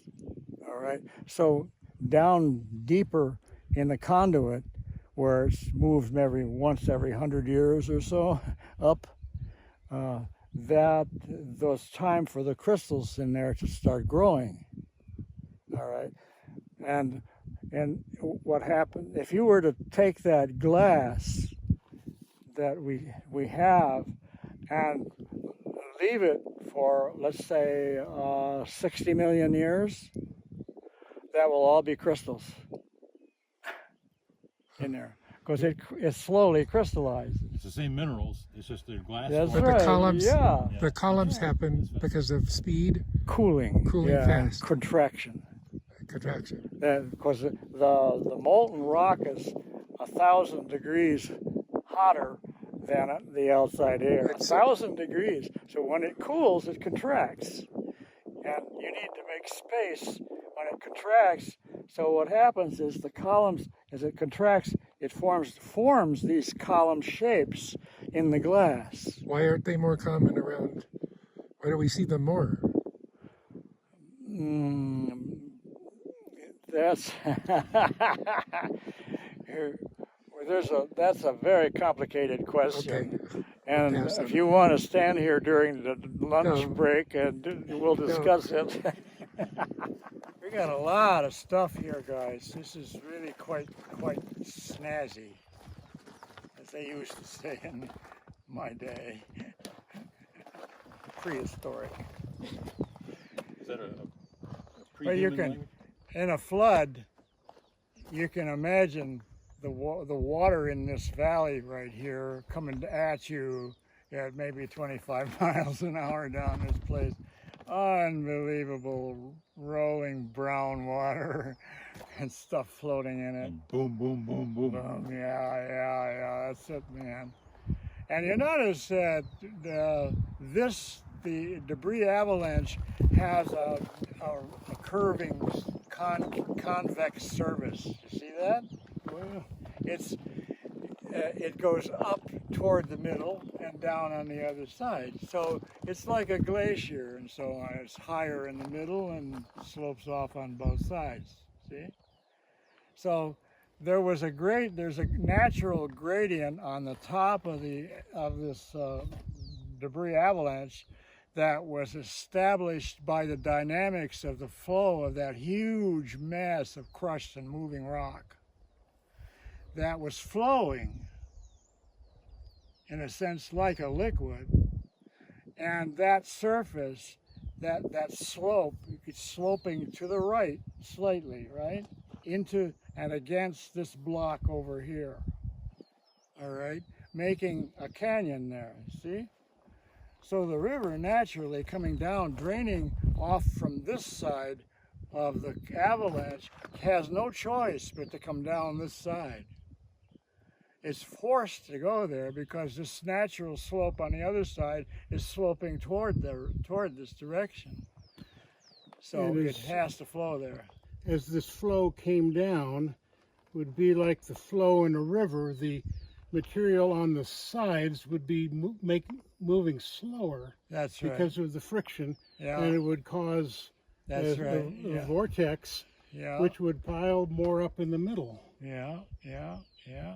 I'd consider that. So and remember now, as this comes out of that canyon out there, it was constrained to a very narrow part of the canyon, okay? Now it comes out into this big canyon here, which is actually a juncture of several canyons coming together. Now we have a big, wide canyon. So what happens? It spreads out. Mm-hmm. All right. So this stuff, when it comes out of that canyon up there, it's naturally going to spread out. And when it spreads out, you see it's flowing. It's not flowing down the valley here. It's flowing out and around this way too. It's filling it up. You see what I'm saying? Yeah. It's flowing down this gradient toward that mass there. The bank of that river, if you want to call it that. You see?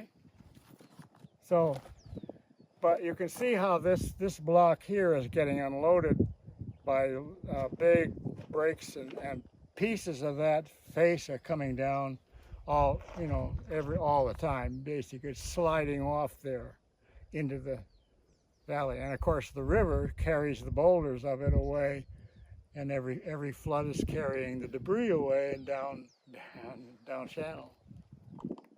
The dynamics of this is pretty interesting. But I think it's my thing. I think that this grassy plain slope over here is cultivated, right? Probably. It kind of looks like it, but I'm not aware of that. I know that somebody runs It may animals. have been at one time anyway. Somebody runs animals up there. Yeah. Well, anyway, it's obvious that this slope is made of different stuff than that slope. Hell, yeah. Okay. Yeah. Okay. That's rocks over there. Mm-hmm. Okay. Now this is also rocks here, but it's very likely that this one may have slid off of that one. I don't know, but there's rock here, but it's very likely that that rock may not be. It may not be Lahar. It may be rock that was there, but it's an island that was sticking up out of this avalanche, whatever. But in a lot of these places where it's grassy and they're cultivating it, that's Lahar, that's mud flow, And it's a completely different kind of material. You can dig it a lot easier when you're planting a tree. You don't have to dig for 2 days to get a hole big enough. So this, the lahars are boulders and mud, and in different proportions. So Let's step away from the car so we get a little better background. That's good. Yeah, but he doesn't have anything to lean against. okay, what we're going to do is walk over. You can see this is a big fire burning area, a wildfire through the trees. It also went up that slope there. Yep. And burned off most of that slope. Now we're going to walk back here toward the base of that slope and look at that rock there. This rock is quite different from the other stuff you've seen, but it gives you an example of some of the other crystalline components of Volcan Baru. There's big crystals of pyroxene in it. It's really quite interesting. Very different. Okay. Rock that we see outcrop up there. Bedrock. You say bedrock. Yeah. So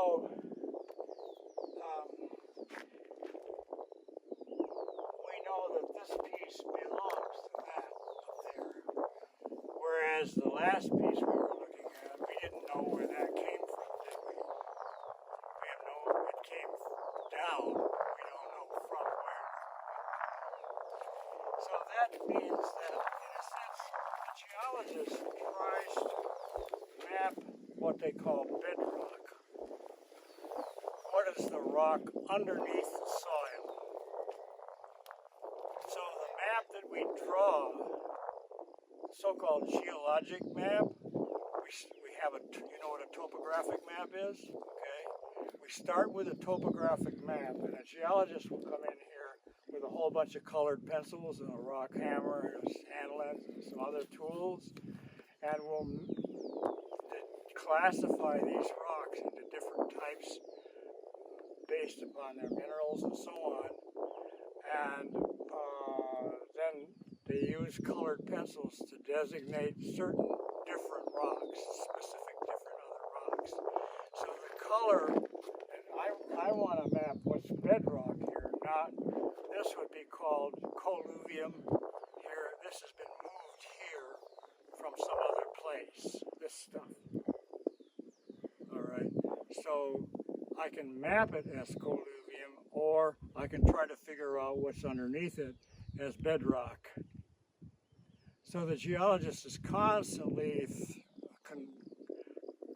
confronted with the problem of trying to put on the map information not only about the surface material we're standing on, but also the stuff under it.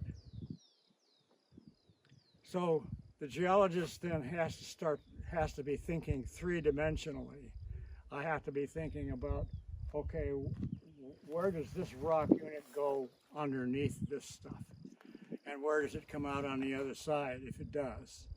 So I have to check the rocks on both sides, compare them, and try to figure out where. So I'll use colored pencils for the particular rock type. We'll call this a pyroxene andesite.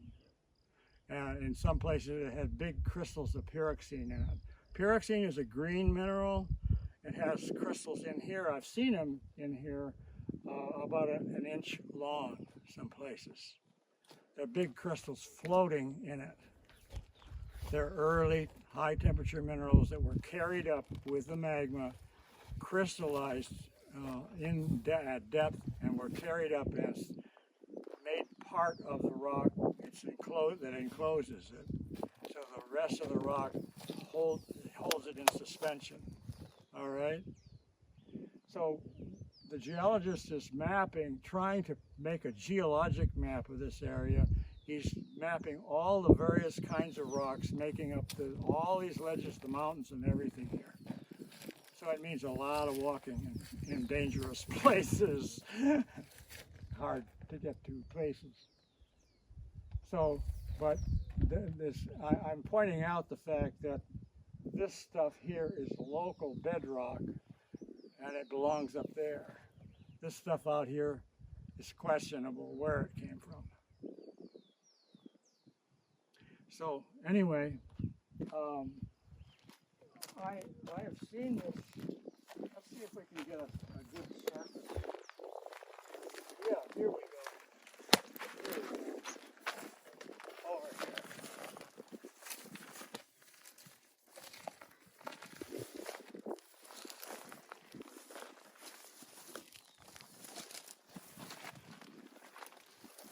You see these black things here? Where my fingers are? Sure. They're actually in the rock, not on the rock. These are very large pyroxene crystals. See the shape? They tend to be rectangular in shape or square, sometimes with rounded corners, but basically square. See how see this one here is the corner is broken off or didn't grow there firstly, but the crystal is rectangular in shape. You see?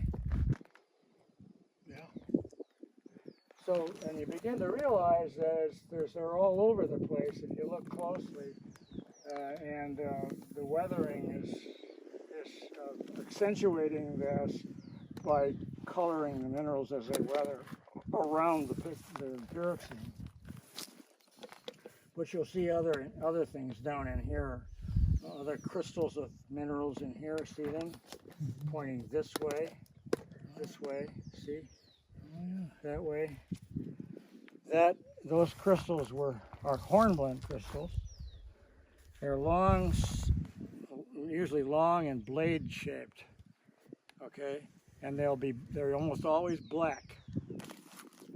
And they will form. The pyroxene forms first, and then the hornblende or amphibole, these form later.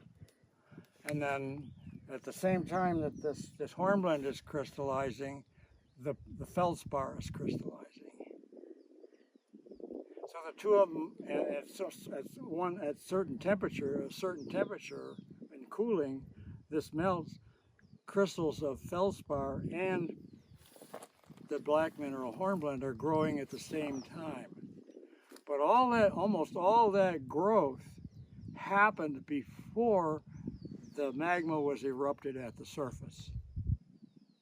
Because at the surface, temperature differences are so great that when that magma hits the air, blammo, the only thing you can make then is glass. All right?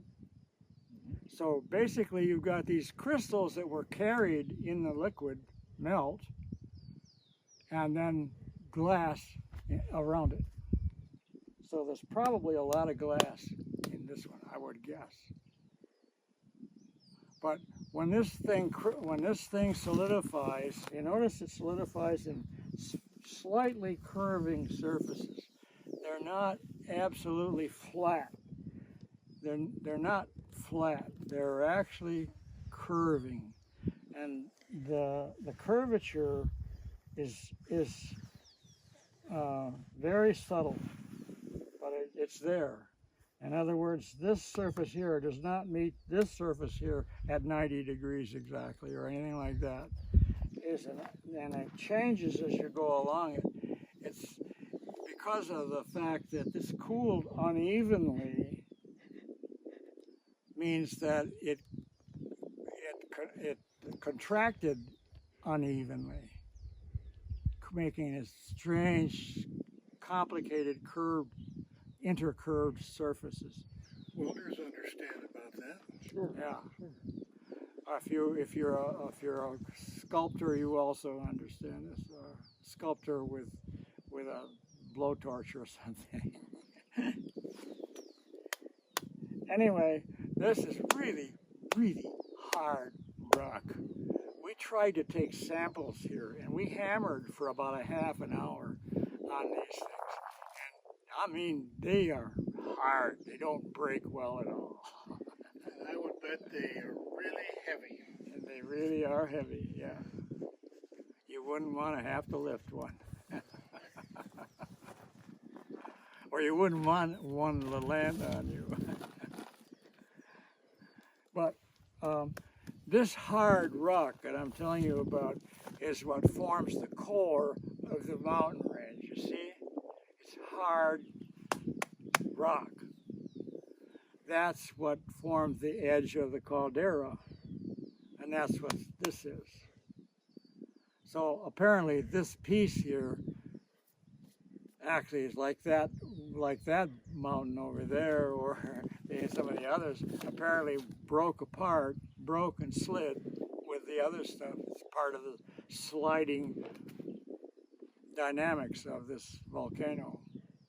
But initially it formed. The constructional phase of that built the caldera rim, these things first, and then the sliding and all that stuff happened way later. It's another whole different event.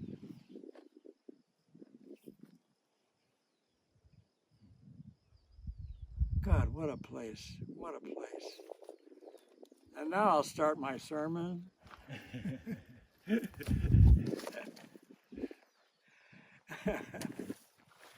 It's so fantastic, though. I love it every time we come here. This is a place, you can understand how the early people, Paleolithics and the others, used to worship this place, because it does something to your inner spirit when you walk in here. There's something about it that's primitive, something magical, something unusual and different, but different. And so you can understand why someone like one of the early natives would be frightened of some of this, would be say that maybe attribute that to a god or gods, and how that whole thing with religion gets started is the man's humility before the acts of nature and so on. It's a place like that. Many decades ago, I actually hiked the Appalachian Trail from Georgia to Maine, and then at that time the Appalachian Trail was... What year was that? That was 75, Oh, 74. yeah. And it's changed tremendously. I've seen pictures of signs. Oh yeah, the And trail. now they Yeah. say dial 911 if you need help. And back then it was no, you're on your own, and we have no idea where you are. So. Yeah, right. But I found that you were saying that the ancient people may have been fearful or had some sense of this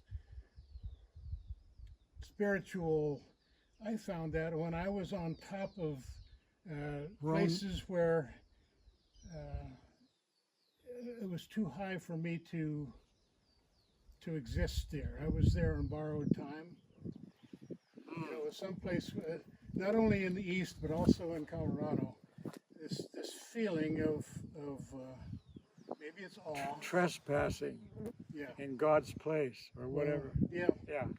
Some I sense that this I is know a special exactly place, what and you I don't feel. really belong here. Yeah, yeah, exactly. And you can understand why. There's a fantastic movie called Mountain. It's about mountains and how man has feared and worshipped mountains from the earliest human existence, you know, and how they still do in their own inhuman way, but I mean, they still do. And they feel that there's some need to conquer it by climbing it, that you have bested the mountain god by ascending to the highest place on it, and then one of your party falls off of your belay and out of sight and down a face that you know has got to be fatal, and then you begin to think a little differently about it. But And then you leave all your trash and go home. yeah, right. But they, in that movie at the end, they show these guys that are flying. They have wings. Oh, wingsuits. And they jump off of cliffs and fly down at 200 and some miles an hour. Down. It shows one of them going through an arch between two sides of a canyon. They're going down a canyon at 250 miles an hour, head first. God. Oh. Yeah, we'll do that. But I mean, this is the modern human's approach to the mountains. Yes. You know what I mean? We could do that off the top of Baru. It'd be fantastic. Yeah. Flight all the way down to the town. There's been talk You land in the park. of putting in a zip line Yeah. from the top to the bottom, but Yeah. Wow, wouldn't that be something? that would be a mistake, Yeah. I Yeah. think. Also talk of a gondola. Yeah. Yeah. Another ridiculous idea. Well, it might not be so bad. There's nothing up there. People who have actually walked the trail across the top have said that's the toughest walk they ever did, and they've been up to Everest and everything else, and they say that's probably the toughest walk I've ever done in my life. Right there, right behind you, right there. I did it, and I had spent my youth hiking in Yosemite and the Sierra Nevada, and Yeah. it was, whoa. Yeah, this is it. Where did you come down this trail here on this side? I'm not sure. And you realize that these canyons that drain it there is a very sophisticated regularity of their distance apart from side to side. That is to say, from one canyon to the next one to the next one. And you'll find that the south-facing slope on around there is coursed with close-spaced canyons, some of them a quarter of a mile apart. And you realize that this is nature's way of accommodating to the flow of material down that slope, is to provide these become channelways for debris of various types and carried by various water or whatever, mud or whatever. So these are your channelways, the natural channelways for the drainage of this slope. And if you look at the imagery from space, you'll find that the distance from canyon to canyon spacing changes. It becomes closer and closer on the south side. The volcano is oriented northeast, southwest, this way, okay? And the canyons and the wind direction is this way. Dominant wind direction is southwesterly or from the northeast. A good share of the year, right? Northeasterlies. Yeah, and apparently the winds that come down through here Really rip. fast. Oh yeah, it's coming right down that canyon. Yeah. So anyway, this mountain was constructed from ash that blew from this cloud, goes up, starts up vertical, but it doesn't stay vertical very long. The wind starts to push it over, and it starts to collapse this way, falling this way, southwesterly, so that the cone of Baru has its longest axis northeast southwest, because that's the direction the wind carries the ash from the vent up there, and it falls in a wake downwind with the greatest accumulation directly southwest from the vent, right? Or downwind. Okay? So the volcano itself is not circular, it's ellipsoidal.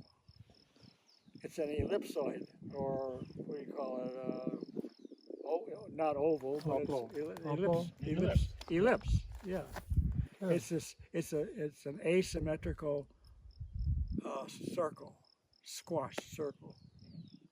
So uh, that that pattern, and when I talk about the drainage, then the main drainage is on the southwest side where you need it most, in a sense, right? The canyon density, we could call it. What do you see on the north side? Nothing much at all. Right? There are a few so-called canyons, but it's very rugged, but it doesn't have those big canyons like that. And so the construction and destruction of Volcan Baru is a very, in a sense, from a natural process, it's a very orderly thing that's going on, and it's very logical why it's the way it is. So, but almost every aspect of this volcano is just barely discernible. But the problem with it, like most scientific problems, is that you get to the point of solution of your problem. No way. Something else will come along and makes it a whole lot more complicated. You could never have predicted, right? Yeah, you probably all understand that personally. Well, I guess we're coming back here Saturday, right? Coming back over to Volcan Saturday. I'm not sure Saturday works for me, but okay. At least some of us, maybe. Yeah. There are some things that we haven't seen. If we do come back here on Saturday, I would like to go up Dump Road for a ways, because there's some interesting things that we haven't seen yet. There's pumice, a pumice dike or vents type thing with pumice coming up through it, and there's a lahar with this immense boulder embedded in the top of it, and you're looking at it from the side. Oh, it's like God made this. It had to make this. This is just too good to be nature. It's beautiful. But there's a lot of stuff. That's all right. Sure, Fred, something.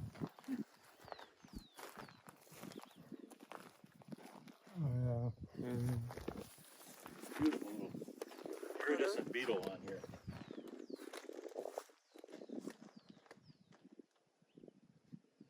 There's a critter. Yeah. It's very beautiful from the backside here. It's got a green shell.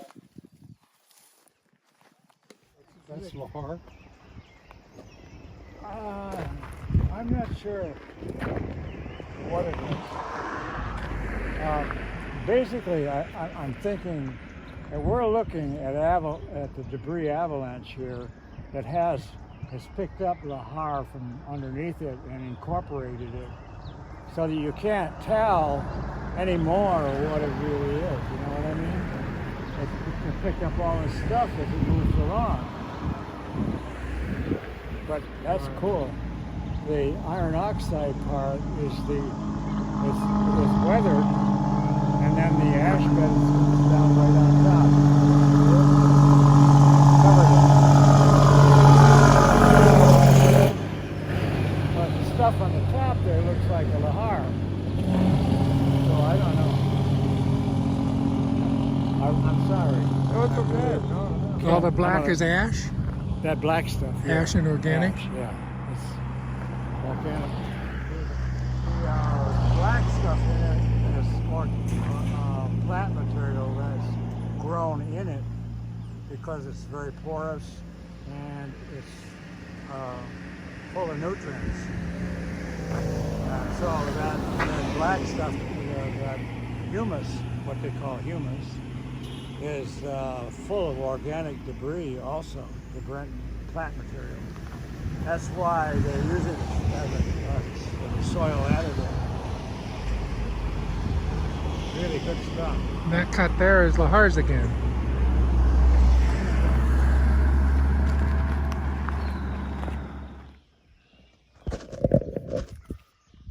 You can't break pieces out of it. They're really welded right in there tight. Yeah. Yeah, it is. It's the concrete. Yeah, it's concrete. Yeah. Must have been quite a trick digging this. Yeah.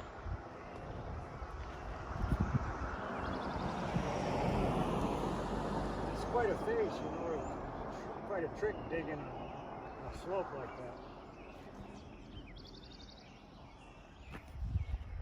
You can't pull any of it loose.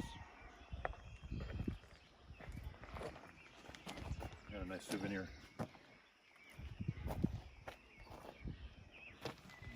Look at this one. Gasp. Get that out of there, but Jeez, it's just really strange stuff.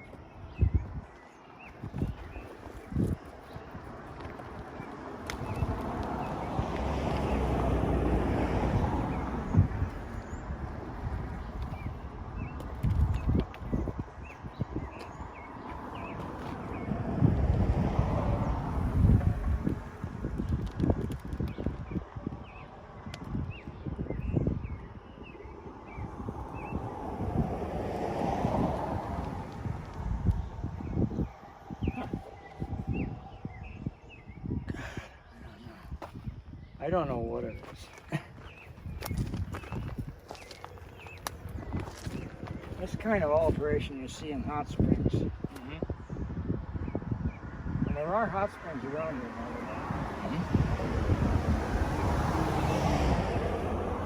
So who's to say what the age of the hot springs? It looks like it was underneath all this crap. It looks like pieces of a hot spring deposit are actually deposited carried along in the. Well, I don't think it was a mud flow. But this stuff, I don't know. But this is debris avalanche, I think. But then it was bringing along pieces from some kind of a deposit where there was hot spring activity. I don't know, man. Through the rocks. Okay. And depositing sulfur-bearing minerals. Okay. And so on. And that yellow color there, probably sulfur-bearing iron-rich mineral of some kind. But this looks like it's either in place or very close to being in place. It might have been the hill. This hill here was a hot spring deposit, and I don't know. I don't know. Is it a piece in a fragment in the, or what? Yeah. There's a rainbow here. Looks like it was a fragment, but Look up. And then look at that black. That's really black soil, isn't it?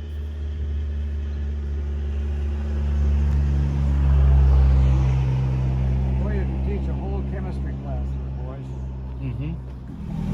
And notice this is a coating on the surface, and that's hematite there, that reddish colored mineral, and iron oxide. And then again, the fresh rock inside is andesite rock. You can see crystals of dark minerals in it.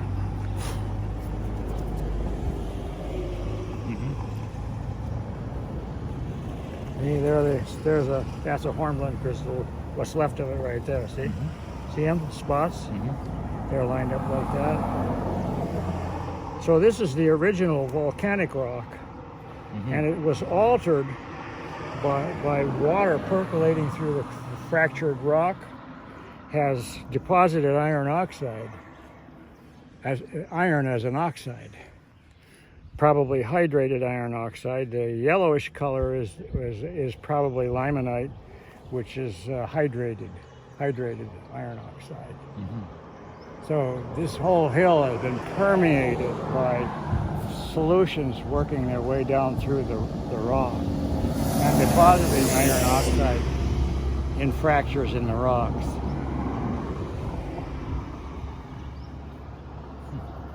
Go ahead. You guys are all red in the face. Are you getting too much sun? Perfect example of the heavier rocks floating to the top. Yeah. Oh man, I don't want that kind of graphic. I don't want to square. I just want a photo. Come on, guys. It keeps changing brown stuff. Yeah. The big stones were getting picked up by the Lahar and carried down. Yeah.